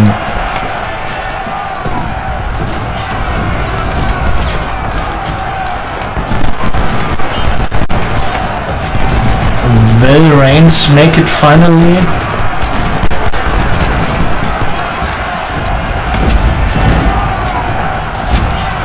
We have pulled them out of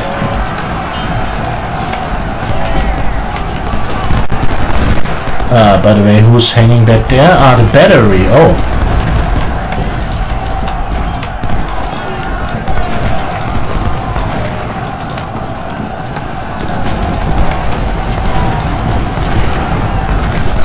Okay, we do not already have them on the run, so... and those bloody sharpshooters, they really do not want to do what I want them to do. Really? Interesting.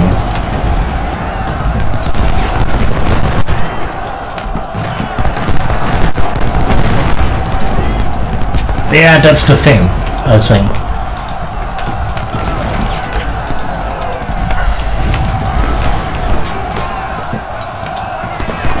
So this is taking terribly long now to deploy, but I think this is somewhat natural. Look at those fellas. At least they cover my brigades from being shot by this triple battery, which is not bad. So let's forget about those skirmishers for a while.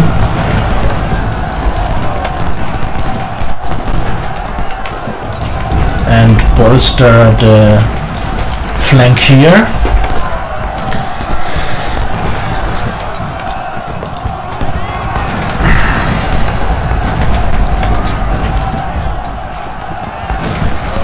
Arkansas and Texas cavalry. Yeah, when they rout, of course.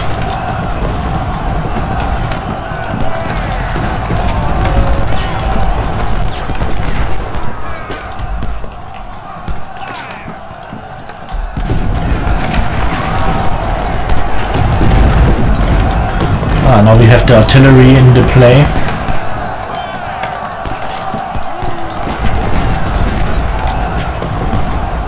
So this flanking, this double envelope cost a lot of time, but now we benefit from it. Oh, they get mauled terribly.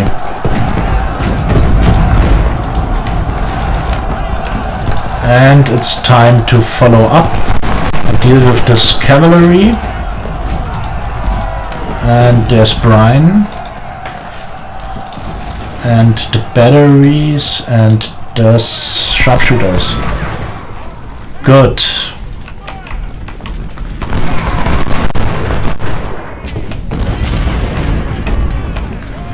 So again we form a screen of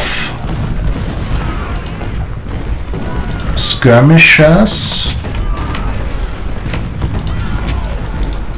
and we just do so because we have all those troops around here, and I want to harass them a bit,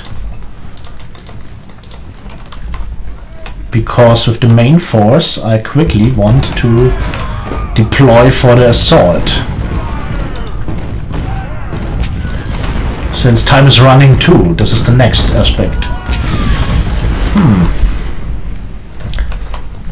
Maybe a bit too fast. So let's use Burnside to secure this flank, and with the rest we prepare the assault on Bayou Fourche.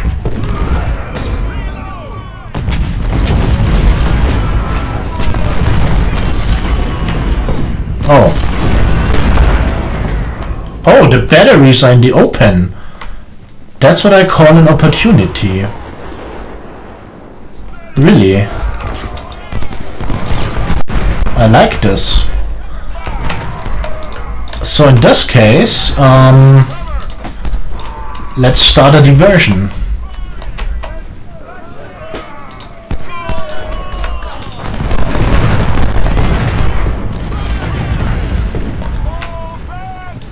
And we need the batteries. So the skirmisher is doing great work in harassing this single unit.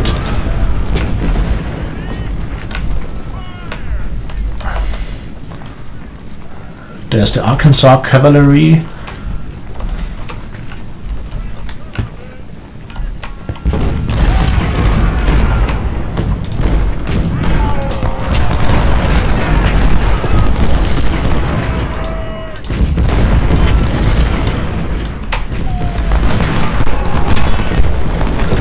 So I want to have those Texans out of the fray.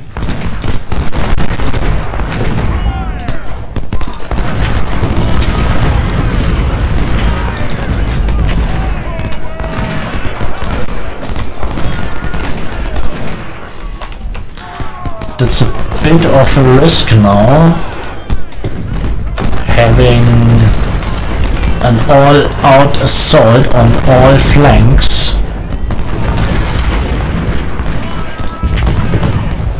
But the idea is really catching those cannon in the open as good as possible.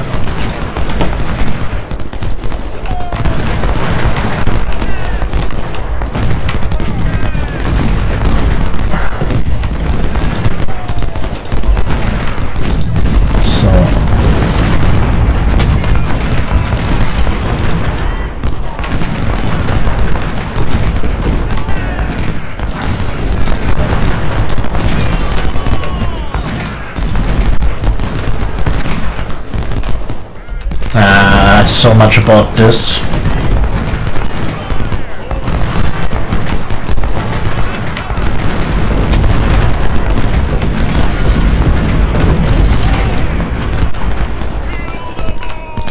But to be honest, those troops are highly decimated. Or not decimated, but they are clearly smaller in number than me. And although the deployment takes a long time right now,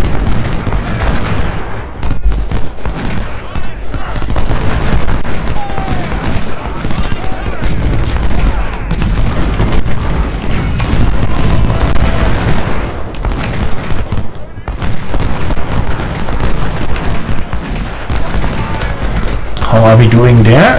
Did we push them out there? Seems so. Seems so. Good. Then let's follow up a bit.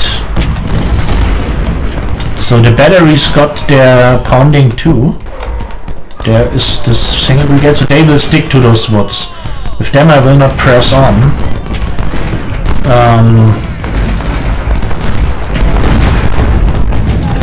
Can the skirmishers... Ah, they are blocked. That's bad. Let's shift those troops. There comes the cavalry. They are shattered. Good. Let's use those guys to screen there. So So, and could they fire now? Still blocked. Damn.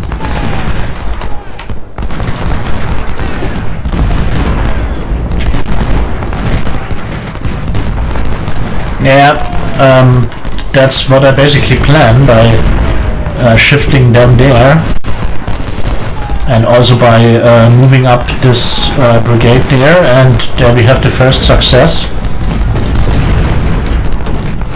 So I think the all on assault, the simultaneous charge on 3 spots was not the worst thing I could do.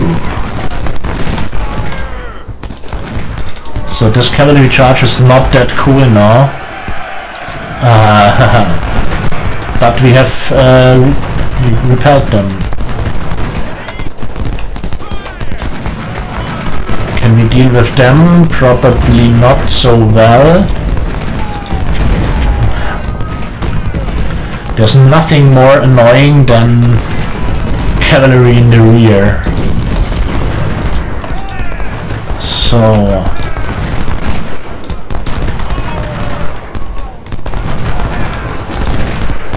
and so I think when I saw the stream of the captain, then he... Come on, let's use Burnside to secure the spot. Better have some good use of those skirmishers. So I think when I saw him playing, so he avoided this flag to be able to kill them all.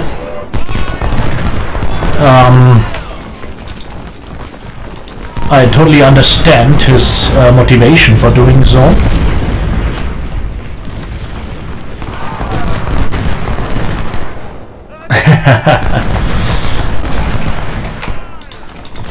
So I totally understand the idea the captain has with his assaults, but I stick a bit more to the orders and the setting, so therefore of course I will press forward to take Bayou Fourche, and therefore will not be able to wipe them entirely, what the captain would do, but yeah, then I have to deal with some more troops, but what about? Come on. So I think I will be able to give them some good and stiff resistance. Oh, there's a lot of cavalry around, by the way. I will be able to give them a good fight at Chickamauga, and since they are to attack, should work quite well.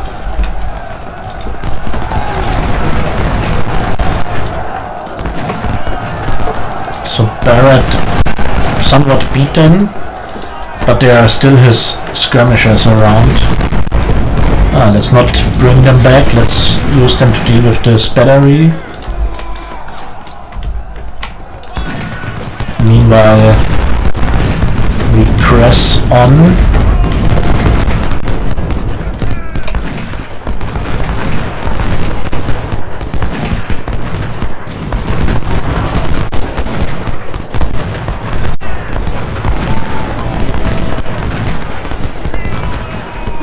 So what do you mean shoving them off the point? So do you mean I should kill them, which I cannot since Bayou Fourche is taken and I cannot continue, but... Or do you mean I should let some of them alive to have more tension in the upcoming battles? Because this is basically my idea, because you just saw how annoyed I was by the Gettysburg battle, since this was just... It took extremely long for not much tension, so...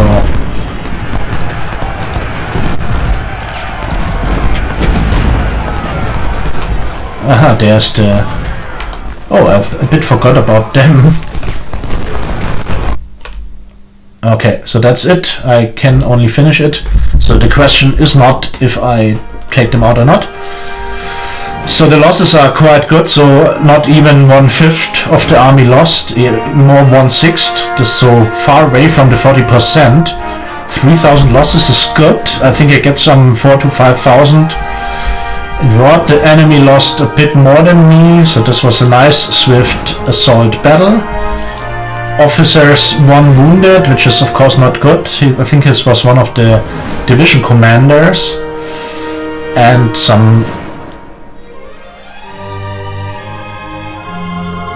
yeah, so this is basically what I think too. So if, let's say, if there is a battle where you just come to the point, so like an Austerlitz or something like this, yeah, where you just have the enemy so heavily on the run that it's just the logical consequence to annihilate his force. So yeah, then it makes sense for me. But playing every battle just to wipe out the whole army, first, this costs a lot of time. Second, as you say, it takes some... even I lost 3-3 and got 6-3, so perfect. Yeah, so therefore... no, it was not even the division commander. So there's George Thomas. I wanted to have George Thomas for Chickamauga, so he should command one of... come on, let's just take Thomas here for... although he's a major general, whatever. So, losses are somewhat fine, especially of single regiments, but most of them have around 1,500, so this is easy to replace. Barrett was a bit shaken, but went out of this very well. So I need a lot of funds, of course, to fill up all those guys. What to do with the career point? Partial unit about info about unit status. So I really do not look this up often. So better let's give some additional ammunition, since Chickamauga is so widespread and I will have problems bringing my supply wagons in. So maybe some extra bullets in the cartridge box is exactly what I need. And I could use 30 reputation points, which could bring me some 6,000 mans, or some Springfield, or some older, so some of those Springfields, or some Spencer rifles. I do not know what I want there, and for especially I will not do all the organization work today, since this is just I'm a bit too tired now, and I would lack the concentration necessary for this. So the plan is clear. We keep the somewhat beaten up 3rd Corps in just the state as it is right now. So they are not terribly shaken, but most of them are around 1,000 units, so there is some upgrade necessary before I use them for the next battle. What I will do is filling up 1st Corps. So what I will do right now, so forgive me that I just said the opposite, but I will just bring up 1st Corps to my 2nd Corps, sorry, to my previous 1800. This is so normally the number I go for. So just to see how things develop then, and for them we take rookies. Okay, then let's do this, and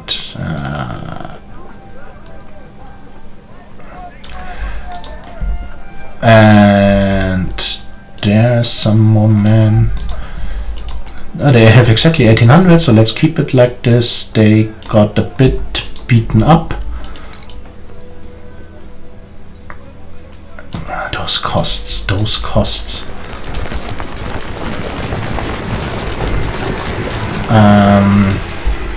They are fine up. Good old Thomas. I think he was also called the Rock of Chickamauga, because or Chattanooga, I always confuse both of them, but Thomas was one of the more experienced commanders on the Western, or generals on the Western Theater, and did quite well in those battles as a, I think, corps commander or something like this. So sorry for not having it ready all the time, those datas, but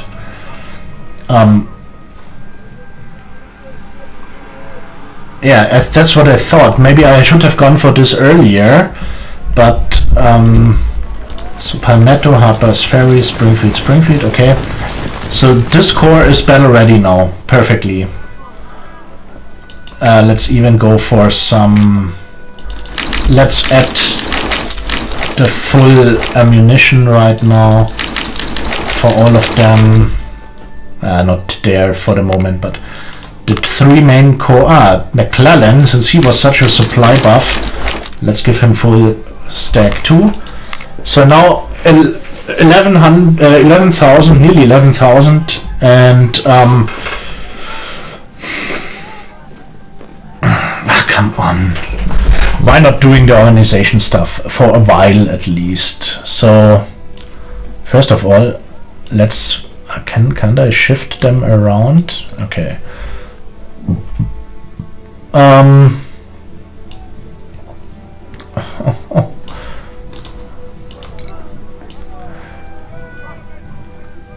This costs so much. Those cannons need replacements. What is wrong with those cannons? They had some losses at Gettysburg probably, but they are fine. They need some extra. Sir, yes, sir! And already the money is running short. Not good. So let's go with rookies as much as we can before we drop to the next level. Although this is terrible for the stats, but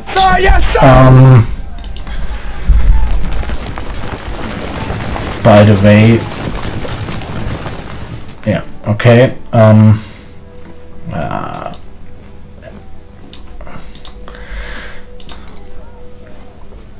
So I think maybe this ammunition upgrade, I should focus on this more for the next. So maybe using all the career points from Chickamauga too for this.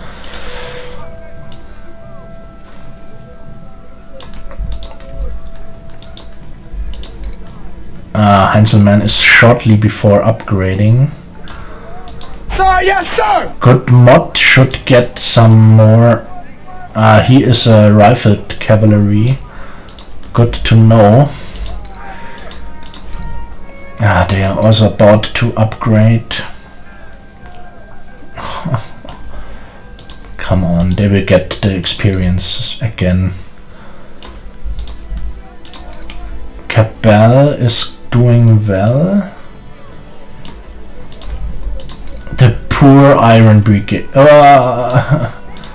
Oh, sweet Jesus, this will cost me dearly.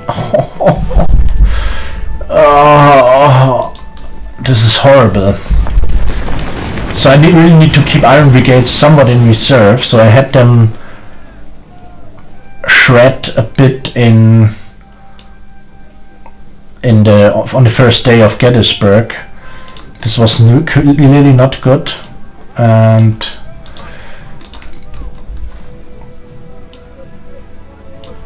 Yes, sir. by the way, what about the rifles? I just fixed this earlier.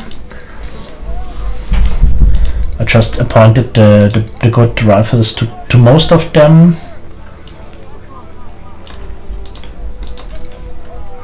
Okay, and now, okay, 4th Division is good. There's another one.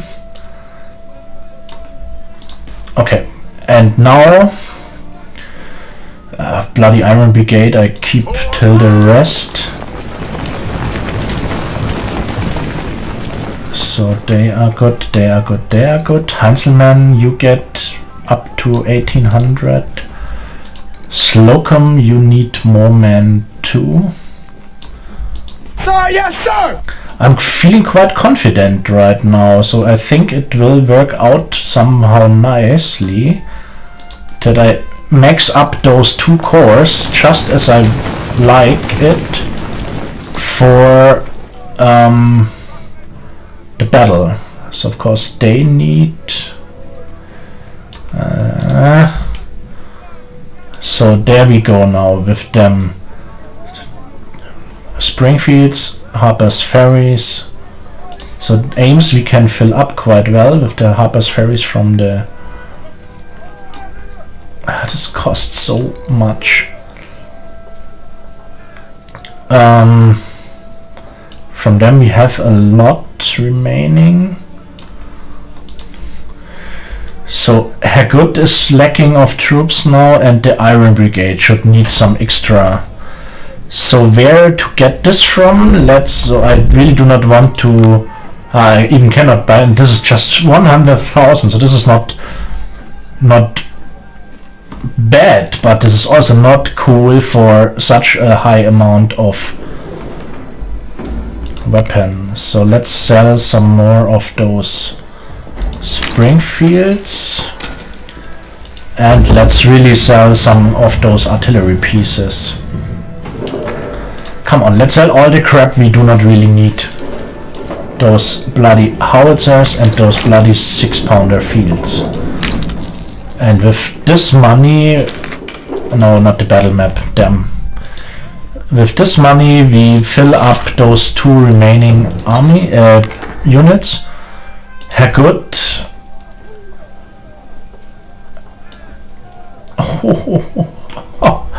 Maybe we can switch him to...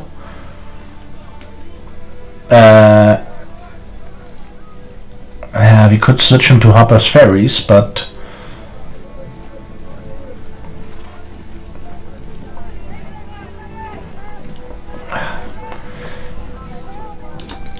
come on, let's do this. And fill him up nicely. At least to a certain degree. And the Iron Brigades, they need Springfields, and from them we have some now. So let's fill them up as much as possible. Come on. Let's use the year of the revolution. Perfect, 400 men left, 158 bucks left. That's somehow how I imagined it. Let's max this nonsense up a bit too. Okay, perfect. I have 2 formidable strong corps with roughly 1800 in every brigade, with full artillery, with lots of 2-star units. So the 1st division, 4 2-star units, 1 1-star. There at least 2 2-stars. There the Iron Brigade and 1 2-stars. Okay, we need, so not that brilliant. So it seems from the experience that the 2nd corps is the stronger now. 3 units with 2 stars. The artillery also quite well. Let's just look at the infantry. The 2nd division, awesome, with good rivals together, and 2-star throughout the ranks, except of the cavalry, sadly. So they lack experience heavily. Same here, all the infantry 2 stars. Here they lack of course. So 4th division, also they have the crappy weapons, but 2nd corps is the strongest now when it comes to the experience. So from numbers, both quite equal with roughly 33,000. This is also nice. So now I really feel confident for Chickamauga. So this will be a nice run then. So I've done all the organization work. So next stream when I do this one, oh come on, seriously, 26,000. But there is this first day action, I think. So I hope this is not what they have, but this is 3 corps.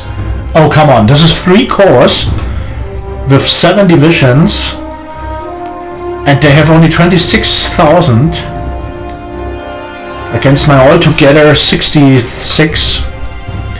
This is unexpected.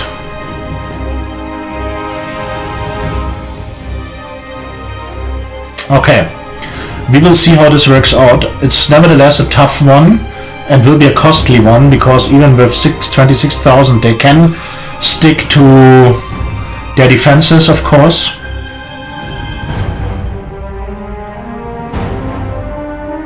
So this will be an interesting one. I'm really looking forward to this now. And I really like that I brought up my units to such a formidable strength. Good. Yeah, but I just wonder why they are already written 3 corps. This is the thing. So they indicate 3 corps with 7 divisions. And so from the number, so for me they only show 9 brigades with those soldiers here, but there they show 36 brigades, and this looks quite like the full amount of troops indeed. So this is what makes me wonder a bit. Anyway, we will see this in the upcoming. Well, as I said, I do not know when I will do the next Ultimate stream. But as I always say, I announce it on Twitter earlier before, so mostly the day when off the stream or the day before I announce such things. And this is also mirrored on my Discord. So there's also, if you don't use Twitter but you have maybe Discord, then you can just accept this link and follow there, and so these are the options if you want to be involved like this in getting notifications. Otherwise, you see it in Twitch itself when I start online. So I would appreciate Cinicity if you would join in again. I really appreciate your company, and also the company of the good old captain. Although our playstyles differ a bit, but this depends on our personal favor, of course, what we want to have. So it was a nice evening. I really enjoyed it, although Gettysburg was a bit anticlimactic, but I'm really excited with Chickamauga now. And we will see how it goes. And I hope I see you again when the day has come. So for today it's enough. And I wish you a good night, or wherever you are right now, whatever time of the day you have. And see you next time maybe. Until then I only can say goodbye and keep the spirit high.